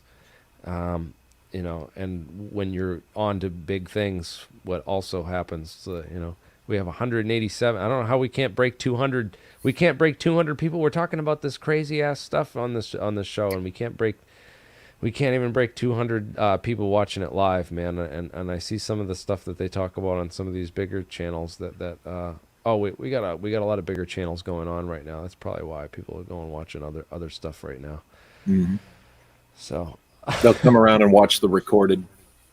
Oh, they will. The people that have the brains and are really thinking about this critically and know about evaluating good sources are going to come to us, because that's what we're about here. And I'm glad for you to come on and take the time, because you're an incredible source of Thank you. knowledge. And it's just crazy how the people that know the most have the most underrated and underviewed channels. It's kind of ridiculous. Everyone should go and check out Adventure Man. That's your name. But mine might not help, because occasionally I'll do a show on mustard, or I'll talk about movies. I know you go off on the radar, but this is great because I'm keeping you on track. I'm keeping you on topic, and I'm grilling you. I'm grilling you hard on some of this stuff, and sharing some of my perspectives too, which is always. People will ask me, Walter, how can you do that goofy stuff when you've had this serious career and stuff? And I say, look, my uncle, before I started on my career in national security and stuff, he told me, he said, look, he goes, I'm going to be getting into some serious stuff. It's going to be risky at times, dangerous. That's right. Simon, mustard is serious business. But he said, he goes, you have to maintain a sense of humor about yourself. You got to maintain a sense of humor. He said it'll help relieve stress. It'll keep you grounded. And he said, so always maintain a sense of humor. And I found that to be true. The farther I went and the deeper I got involved with things, the more real guys at it that I met. I mean, if you rode around in the truck with me and my buddy I was in Iraq with, my team leader, you would have just thought we were just having a great old time. I mean, we're driving around in a war zone. We got our guns in it. We're doing our serious work. And we're quoting Looney Tunes, all day and adventure movies and stuff, because, we're working. We're working at the same time, or when it's time to be serious and work. But so that's why I like my my channel and the way I do things. I like it to. I found that, like, if you're in everyone thinks like a serious work environment is going to be this environment where everyone's super serious and super focused and super but that's really not a healthy or good work environment at all. No. It's not productive either. And it's not natural. It's not realistic. It's not realistic. And that's why I think like a lot of these designers, like Facebook, I think their office originally where they had it, like they had like a game room with like a video arcade and video games and everything where you could just take a break anytime you wanted and go there and hang out. And I think Google was the same way, right? Where it was all sorts of fun stuff to do. There's all kinds of activities, that they put out on purpose because it's like, no, because that makes for a better attitude and environment, and like it gets people who watch Office Space or the movie Office Space or that show The Office, they understand that because anyone who's worked in an office is kind of like gets like that, and it's like, all right, it gets. I can't work in that environment. I have too much energy too. People notice that they even talk about us coming to real. I'm sitting here shaking, like I have a constant, like my foot just goes like this. Yeah, me too. Found that I'm doing that down here too. They found that people who are skinny and like healthier, like have that, like they burn off extra calories just by sitting there doing this, just by shaking. They burn off all their extra calories, and I'm like, seriously, if I don't go to work and like, and that's why I do construction. You mentioned you just recently did some construction yourself on your fence, right? Well, I'm replacing a fence at the house. Yeah, and that's the first time I ever built a fence. I mean, I watched my dad over the years do it, and so I just looked at what was there. I remembered what my dad did, and I, started replacing. No, you did a pretty good job, man. I was impressed for someone. Like it looked like you knew what you were doing and stuff. But and the only thing is, I noticed like people who do construction can do it in like 2 hours versus it takes you all day. Oh, well, yeah. My thing is, having gone through cancer last year, I went through chemo last year, and they told me, that I'm all clear and everything. They said everything looks good, everything's looking great, so it worked. But they told me, they said, look, they said we had you on your back, on your butt for 6 months. They said that for every day, you're under that, it takes 2 days to recover. So they told me, they said, it's going to take you like 12 months to get back, and I'm like, oh, geez. So I'm out there testing that every day. So I would put together this panel, 6 foot high, only, 8 dog ears wide. And it just putting it together, painting it, and then setting it, that kicked my butt for 4 days. Just like, oh my God, and now the second one that I did it a little smarter. I took little breaks in between, so it was only the day after that I was wiped out. But I'm looking forward to. Sometimes I take my health and my abilities for granted too, man. I got to start charging more of these people because, like, I don't know, I have so much energy. I'm the exact. If I don't burn it off, like I just have it. I don't know. I have to go to work and do construction and build stuff. And but yeah, I'm gonna show your. Here's. Oh, you're showing my. There it is. You see nice job, man. Hey, Hey, all your spacing's pretty good. It's nice and neat, I think set the posts like a couple of weeks before there, and the model building I'm doing is because the chemo makes your fingers and your hands and feet numb. And so the more I do with my hands, particularly with the fingers, the more it worked out the numbness. The numbness in my hands is almost gone. What the heck? All right, I won't go too much deeper. All right. No, that was a photo that I thought was funny. That No, but nice. I just did a tile, a little tile. I do tile. That's what I like to do. Is I like stonework and tile and anything with symmetry in it and shapes. So, but that's what I do for my to pay the bills, because we all know there's not enough money in ufology to pay the bills. That's for sure. That's for sure. And doing investigate and the closer you are to the truth, the less money there is, it seems. Yeah. Well, another thing that there's not as much money as people think. I sold the rights to the Empire of the Wheel trilogy to a producer in 2018, and the development's going very well. Naturally, 2020, because of COVID, the industry shut down for several months, and everybody's projects, just stopped. But we're very, very close to selling it as a series, a dramatic series, to one of the main streaming networks. And the producer and she and I are of like mind. We agree. We're not going to talk details until something actually happens, because we don't want to jinx anything. But but on the reason I brought that up is, you make the money from the rights sales, but unless you're a big name novelist like, Stephen King or Dan Brown or whoever the big novelist is today, you're not paid millions of dollars for these rights. Particularly when you're a guy like me, you're not paid $1 million for the rights to your Empire of the Wheel trilogy. You're paid a nice little check that, helps you get through for a couple of months, having a little extra. The payoff comes when, if it happens and if it's somewhat of a success. I have a pretty good contract deal. That my agent did that for me. Pretty good contract. People hear J.K. Rowling in development and they think you're rich just from the development. That's not the case at all. Right. You're not J.K. Rowling.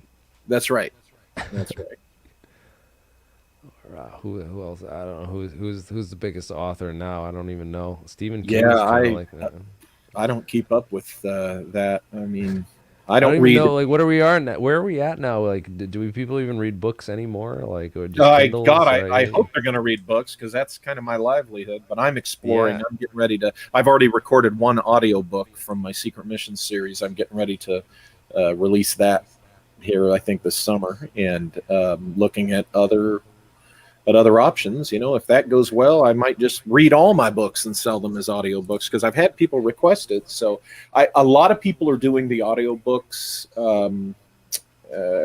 I think there's some researchers that gave me the impression that they were experimenting with the idea of, instead of doing a book, doing one of these 2-hour videos behind a paywall in lieu of a book, where it's a 2-hour presentation instead of actually writing a book, and then people would pay to get that presentation. I think that might be the way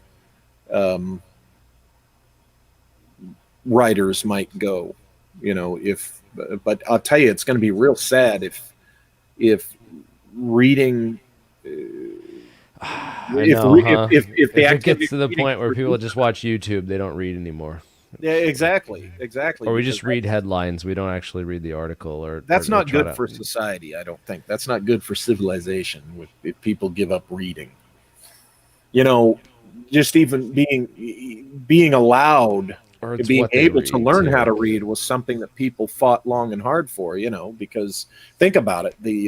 You'd have all these people that would go to church every Sunday or whatever, one day of the week, and they'd have the preacher or the priest reading from the book, and they themselves, if they could read it, they probably weren't allowed to, because it wasn't available to them, right, until the Gutenberg press, right, and they were able to print it, and the common person could get their hands on books. Well, in the big picture of history, that's fairly recent in human history. So I can see it transforming into, reading things on Kindle or or listening to audiobooks. But gosh, I'll tell you, I just hope books don't go away completely. Yeah, and speaking of books, people should go and check out Walter Bosley's books on Amazon. If you go to Amazon and search for Walter Bosley, you can find some of No, Walter's not books. Amazon, not Amazon. Lulu. Oh, don't Lulu. Sorry, sorry. Yeah. Oh, that's okay. That's okay because yeah, go to Lulu. I sent you a link, and it's lulu.com /spotlight /Lost Continent LIB for Lost Continent Library. Yeah, I don't sell on Amazon because I'm a small press publisher who's been in business since 2002, by the way. I'm in my 19th year. I've published other authors. I'm not a vanity press. No one's ever paid me a dime to publish their books. And Lulu, they're not a publisher. They're just a printer and distribution service for me. I'm the publisher. And you know, in spite of all those typos you found in my book, but you know, yeah, I use Lulu. They print great books, print on demand. But Amazon's not good to small press publishers or indie authors. You don't make anything with them. You have to sell thousands of copies to, you know, to make even a little bit through them. So I avoid Amazon.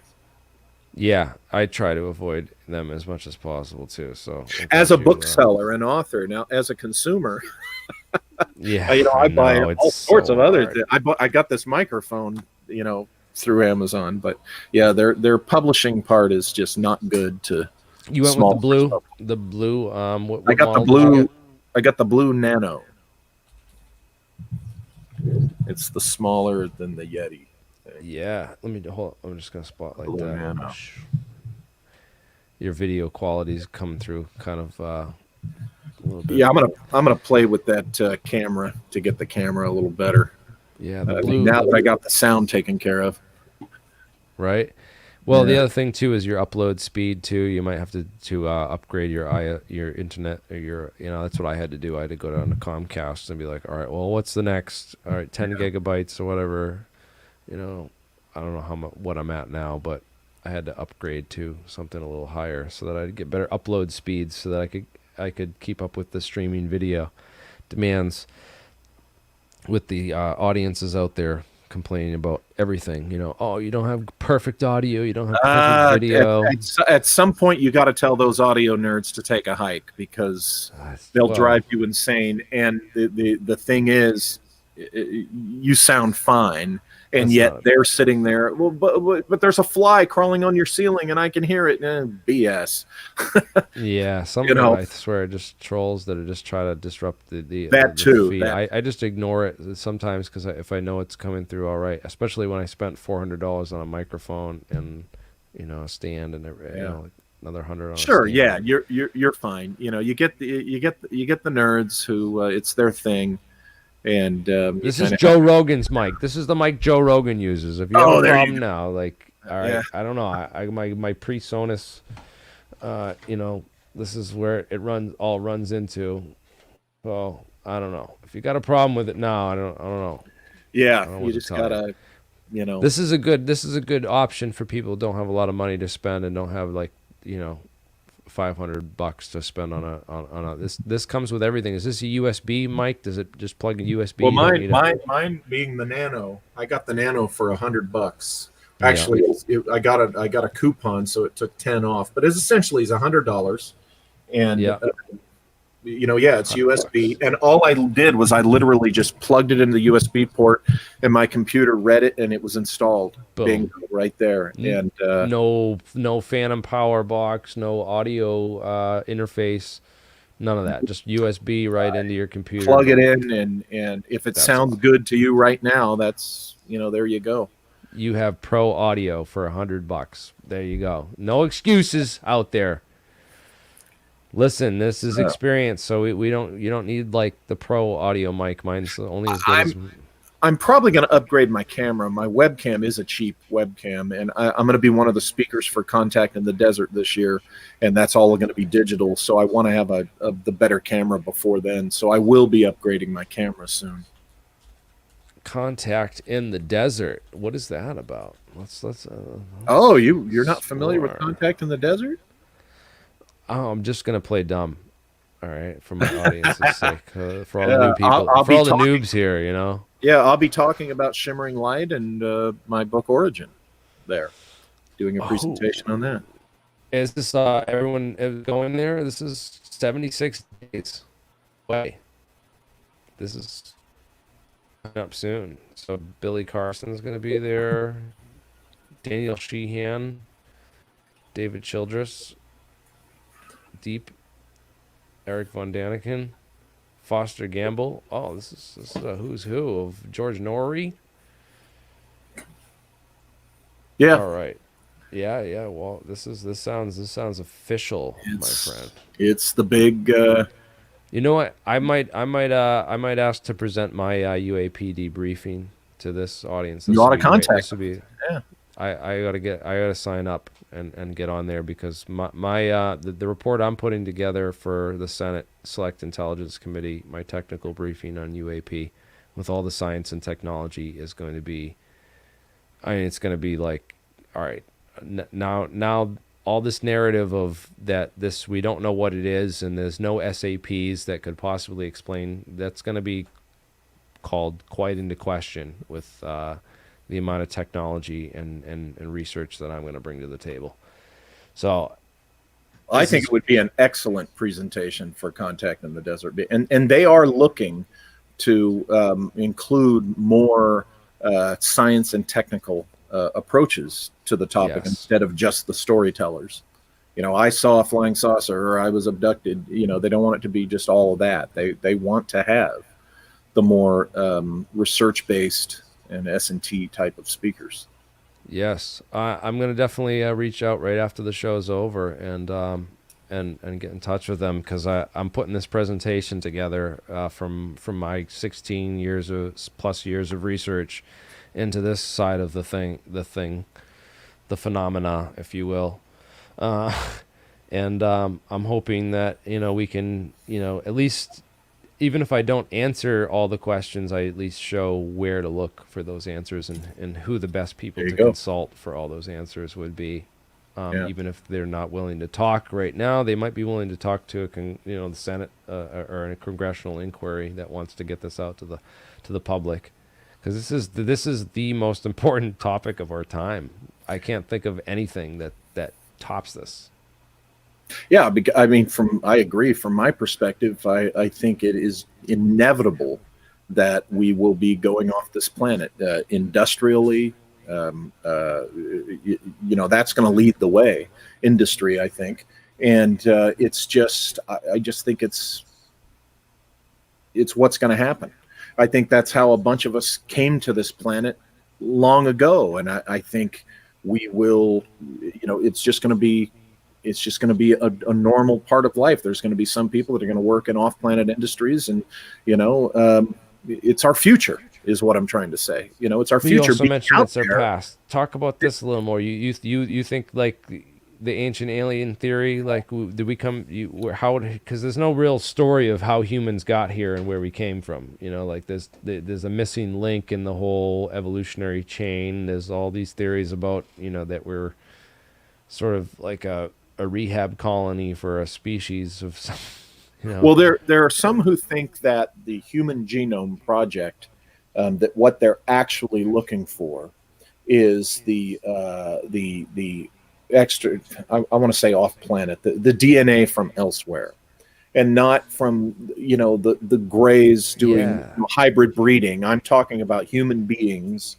It's my personal position that there are human beings exactly like us that have originated on other planets. Now, people say, "Oh, no, no, no, that's impossible," and I say, But the thing is, "Why?" so much of our DNA is similar to all the other, like it's just everything on Earth has sort of like this signature chain that goes through Okay, evolutionary well, it is processes that, now. Well, it is now, but right. maybe back then it wasn't. And who's to say that there aren't these other things on other worlds? And people argue, well, no, other worlds would be completely different. And I say, well, you can't say that, because until our scientists have been to every habitable world out there and not found a single human being like us, they can't say that there aren't human beings like us out there.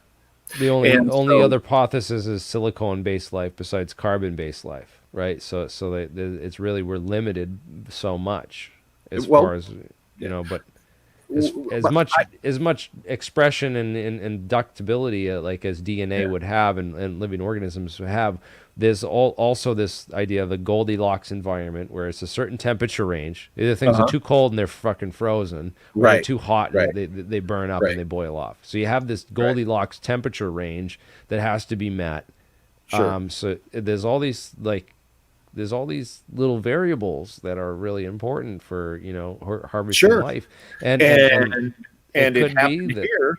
It happened here, so we're living proof that it happened. It happens. It's happening right now. So therefore, I think it's happened elsewhere, a lot of other elsewheres. And some people think in the Human Genome Project that that's what they're looking for. They have, this is a hypothesis, that there's some reason that somebody thinks this is the case, and that they're possibly looking for, you know, who among us would have this DNA. Now, it's my opinion that by now, my gosh, I mean, it seems like everybody would have this DNA in them now, you know, but maybe that's not the case. So I don't know. You know, you're getting into the realm of pure speculation, but it's my speculation that human beings from another world came here a long, long time ago, and you know, might account for some of the evidence that the ancient aliens theory points to.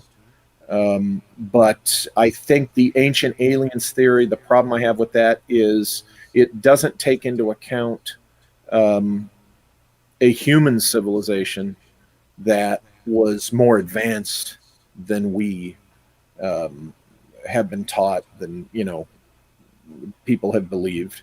You know, to assume that it had to be someone from another world because nobody here could have developed an advanced civilization that has since, you know, dispersed into known. That was a big theme in your book, is that it might not be necessarily extraterrestrial, like it could be terrestrial. It could be like aliens that live right here in this there's a or human beings who, you know, had developed an understanding of certain concepts and developed an advanced technology to a certain point before their civilization kind of, you know, took its dive. And then as we're rebuilding towards that level of civilization, we're seeing little traces, and like the megalithic structures and other weird things. And we're saying, wow, you know, who made this, or how did they know to make this?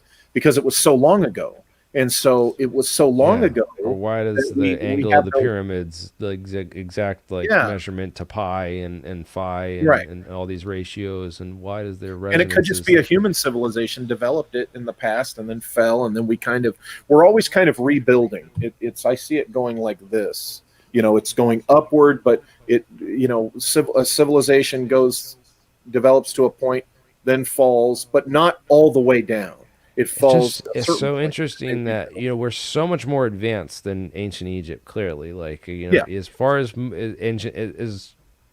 can argue that ancient aliens arguments of, like, you know, how advanced the people who built the pyramids in South America or Egypt were, we're arguably so much more advanced than that with our technology now. But why? What are we?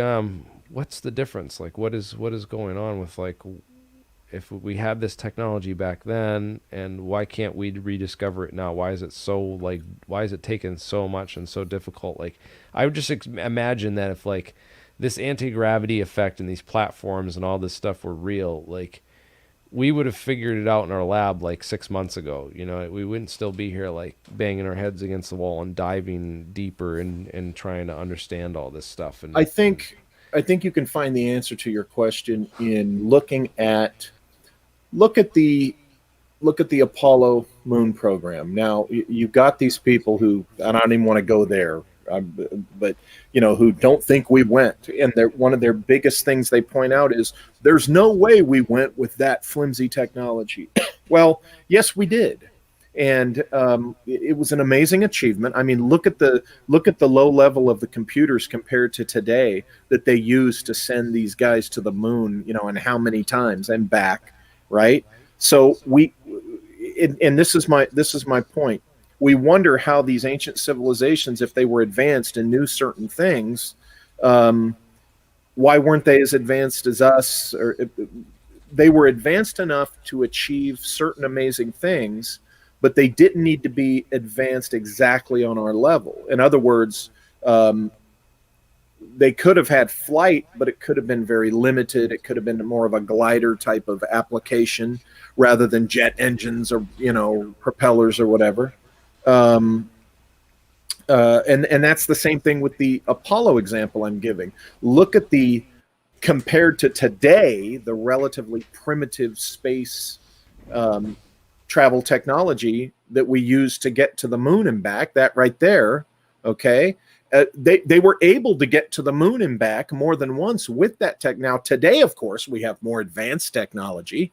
Our trip to the moon would be in something more developed than that, but they were able to do that feat with that technology. And that's how I view the lost advanced civilization. They didn't have, you know, digitally powered submarines, you know, nuclear submarines and stuff, but you know, they certainly had seagoing vessels. Okay, they certainly had knowledge enough of, I think, latitude, longitude, and things like that to create these amazing maps and charts that, you know, are talked about and are found, like the Piri-Reis map and other charts like that. You know, they didn't have to have a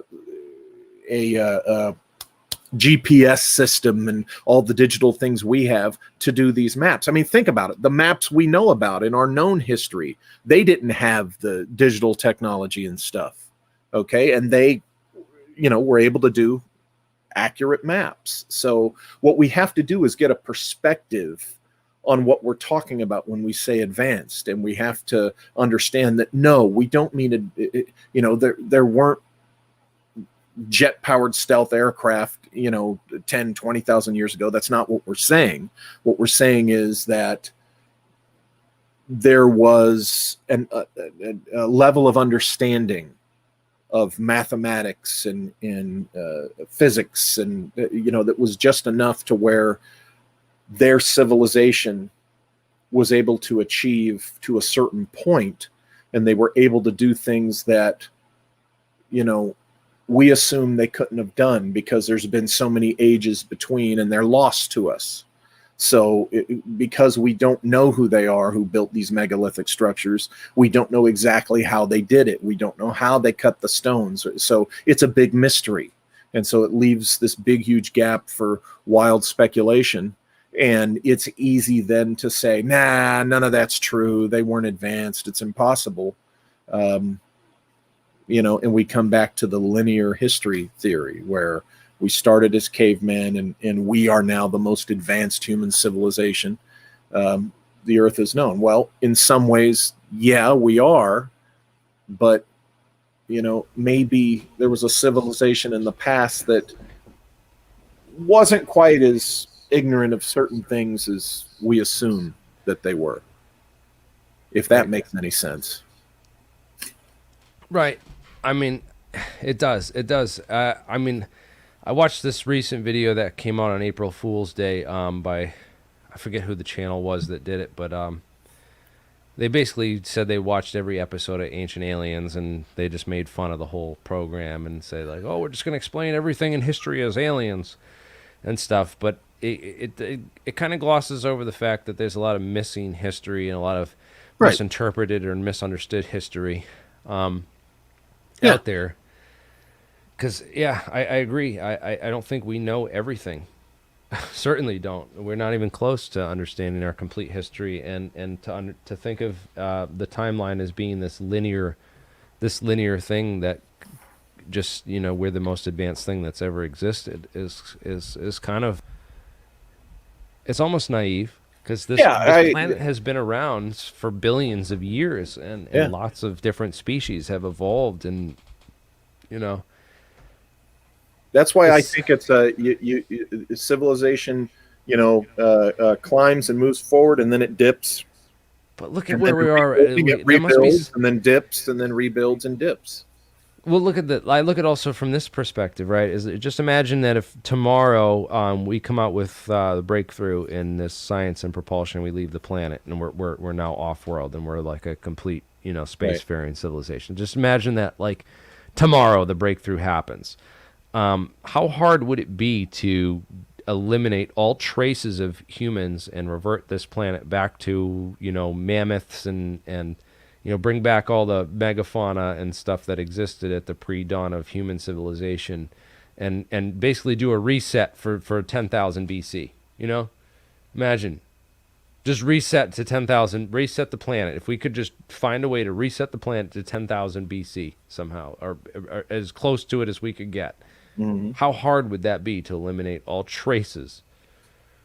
How expensive would that be? It would just, well, assuming we all had instantly had flying saucers and technology like beyond our wildest dreams, and we could just leave the planet and not have bases on and a home on Earth to produce this even.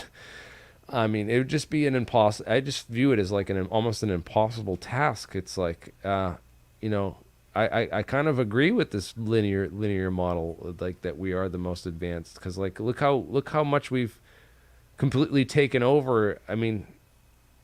It would have to have been a civilization that it never left its home environment, never explored or colonized the entire globe, and just only existed in this one small environment, and rapidly accelerated their technology and their basis and left the planet, and then like just erased all the traces. Well, but what if we are the civilization that we're talking about? What if our civilization is just one of those steps of this advanced civilization that started a long time ago? This is where the forward and then dip and then rebuild, then dip, and then rebuild and dip comes in. These take the Kham Empire, CHAM. By the way, you mentioned David Childers. He's written an excellent book about the lost Kham Empire, and it was a Southeast Asian-based seagoing maritime civilization that explored widely through the entire Pacific, might have come to North America. Well, is it Khmer? When their civilization fell, so to speak, it wasn't really a complete fall. It was absorbed into the civilizations, the cultures we know today, like Thailand and Vietnam and stuff like that, places like that. Okay, well, Khmer or Kham, you said, is CHAM? Kham, CHAM, and this is where some of these, it's the root for some of these, place names with the CHM and the CHAM. But the point is, they just get absorbed into and evolve into new civilizations, and then it continues on. So we are that lost civilization, in effect. We are the lost civilization because we've had people that have passed on. Look at all the stories involved with the Library of Alexandria, and I mentioned the secret cartographic tradition with the map makers and stuff. Well, that's just our precursors in a previous time who had carried knowledge to a certain point, and then for whatever reason, the civilization kind of falls, dips, collapses, and we have to kind of redo, regain that ground. And we are the ultimate expression of that lost civilization that started. So there's your answer. You're saying, well, how come they didn't progress to this point? Well, they did, because it's us, and we are. So we are the lost civilization, in effect. But we're not lost yet. We're still hope. Not lost in that sense, I hope. Yeah, you're right. But, people look at that and they go, look at that spindly thing. There's no way. I go, no. Yeah, we did do it. Think how courageous those guys had to be to get on something like that and go to the friggin' moon. I mean, I don't know if I'd have the guts to do that.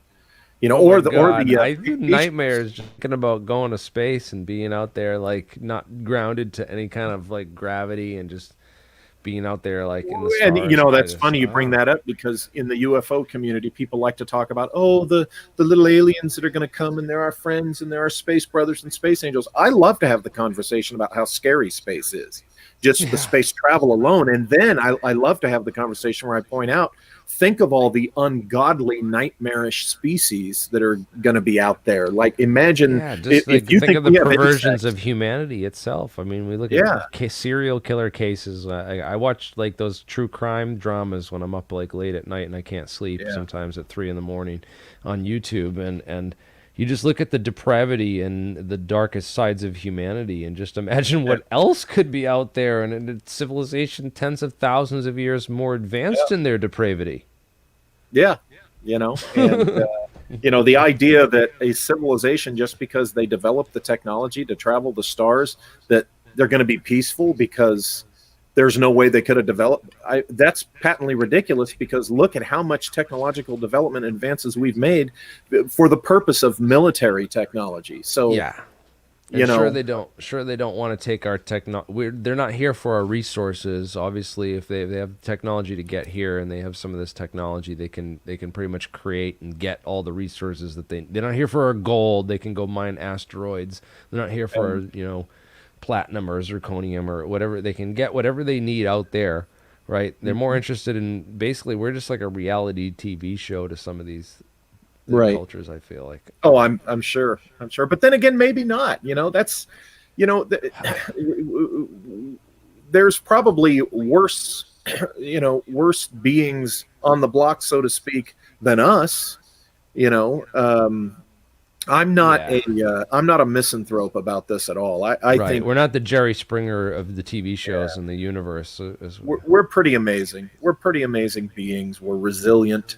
We most of us have a sense of right and wrong, and we have this incredible imaginations and determination. And there's no way that we're the dumbest in the universe or the worst. That's just misanthropic stuff that people get, it gets put in people's heads, and it becomes a popular trope, to say, oh, the aliens, they're so much better than we are. Well, we don't know that.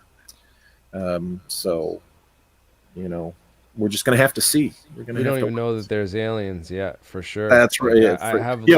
We don't know. I mean, there might be some. There's probably. It would certainly explain a lot if there were, but I don't have like it. Again, they're very secretive. If they are out there, they're quite discreet. Well, I think they drive the disclosure. I do think the extraterrestrials if there are extraterrestrials that people here are in contact with, I think it's the ETs that are probably in charge of their disclosure. That's my guess.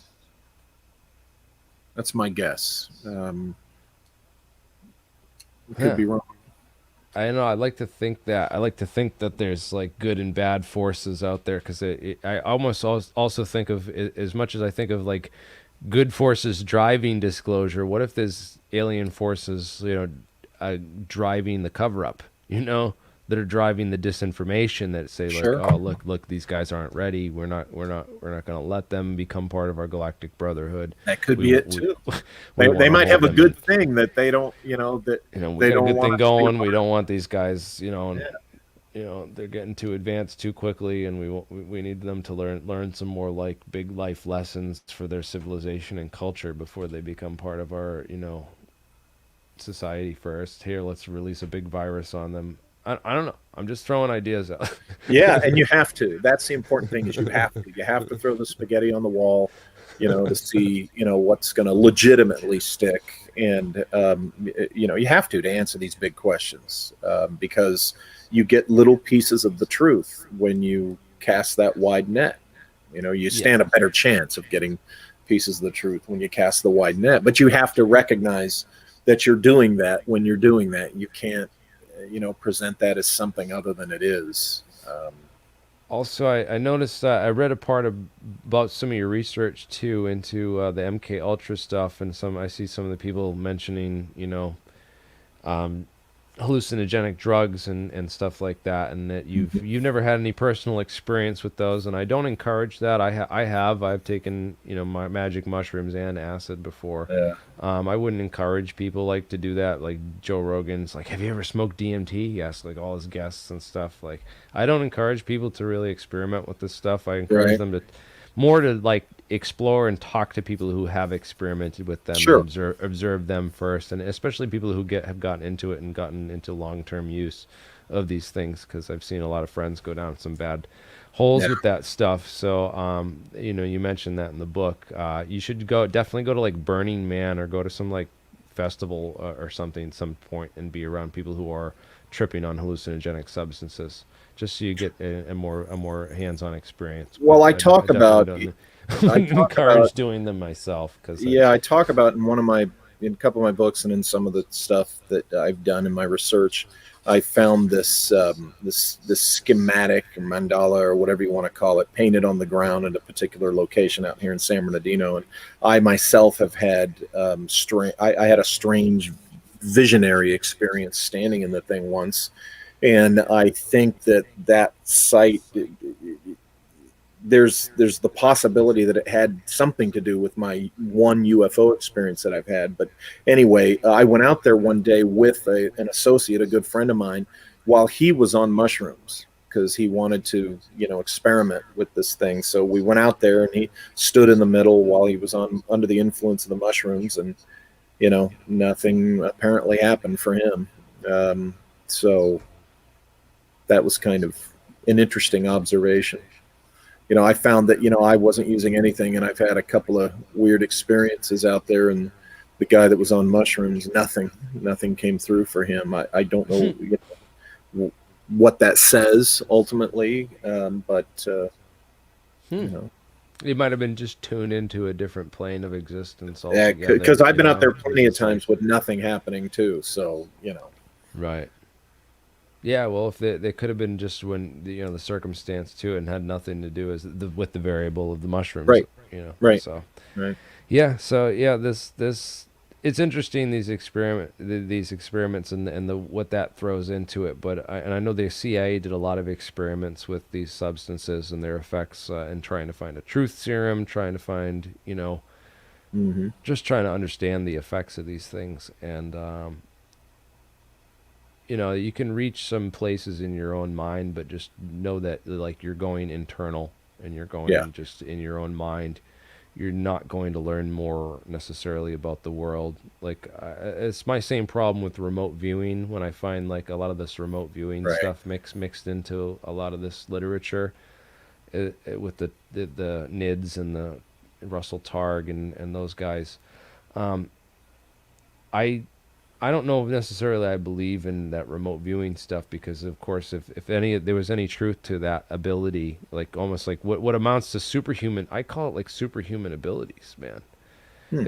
It's literally like X-Men tech, it's like Professor Xavier, Yeah. and once you get down that rabbit hole, it's like this whole idea of this superhumans that have these superhuman abilities, and if there are, then then the CIA should have certainly tapped that as being their primary source of intelligence collection with what that could incur. But from an intelligence perspective, this is not how these these kind of Yeah. operations really work. No, it's I have to tell you, I have had personally an interesting experience with remote viewing early on.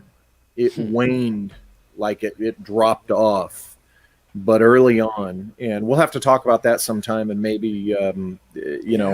I'm on again, but We're approaching 3 hours now, so we should probably save some of this for another episode, yeah, because people are only going to take so much, and I know I'm getting tired as well. Anything you want to conclude off with, or we should probably come back to that whole thing, that whole topic. But anything you wanted to kind of like wrap up with, let's try to wrap it up here in the next couple like 10 minutes or so. And anyone has any questions in the audience, don't forget to smash that like button and ask your questions in the audience, so we can and we'll talk about getting. This was a great stream, man. I this is what I'm talking about. Is like I was like, wow, it's only an hour and a half, and I'm like, watch, it's going to be 3 hours before we know it. Yeah, and kaboom. Yeah, the second hour and a half just raced by, Yeah. after you said that, for sure. I just, with Shimmering Light, like I'm very, I don't know if you'd say proud of it or fond of that book, but I am. I'm proud of that book, and It's your it's about man. my dad. That's your history. But I think for someone writing about his father, I was very objective in the stuff that I learned while digging into the whole thing.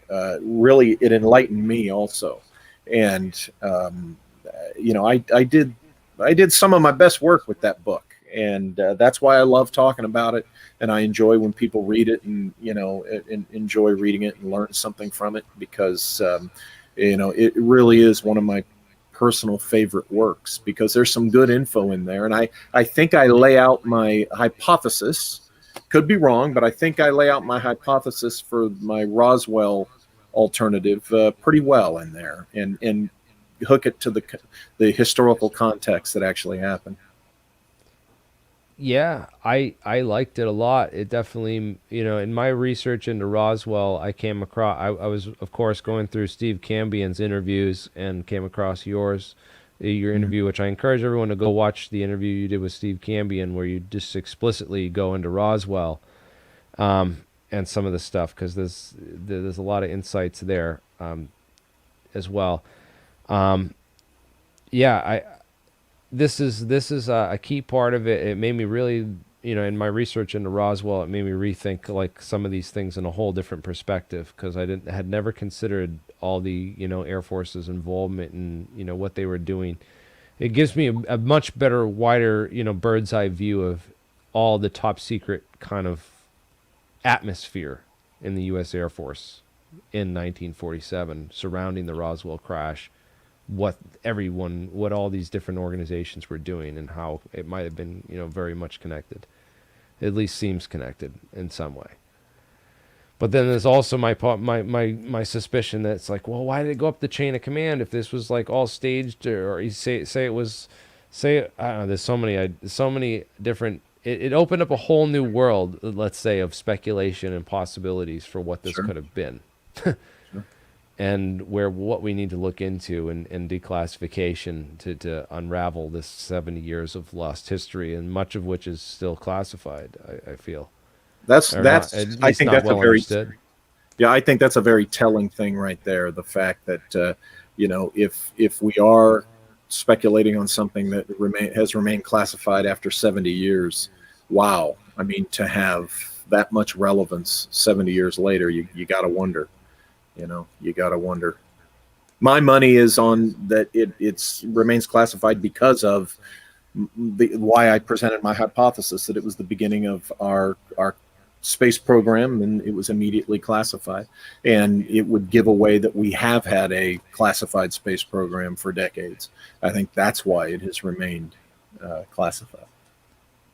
Yes, because this I think is the real secret space program, and it would also explain why that fake secret space program, so many of those fake secret space program whistleblowers, as we both know, have taken so much of the limelight away from the real stuff. It's because it's part of this disinformation campaign. And as I point out, the best of disinformation is the organic stuff, the stuff that exists naturally. You just find it and hype it up and put it to the forefront, rather than try to create it on your own. I don't think that any of those individuals who are involved with that sort of narrative are directly working for counterintelligence. They're just sort of scooped by them and opportunistically taken advantage of.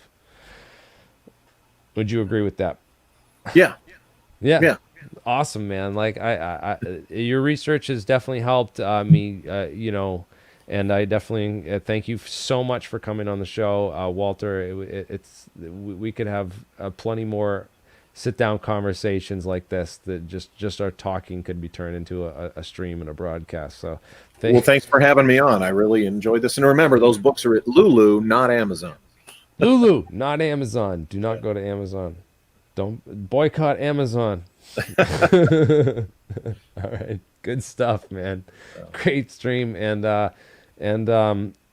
definitely check out his books and check out Walter Bosley's channel. Thank you so much for taking the time, man. It's been a pleasure. Thanks again for having me on, Jeremy. I really enjoyed this. I look forward to doing this again. Absolutely. All righty. Care.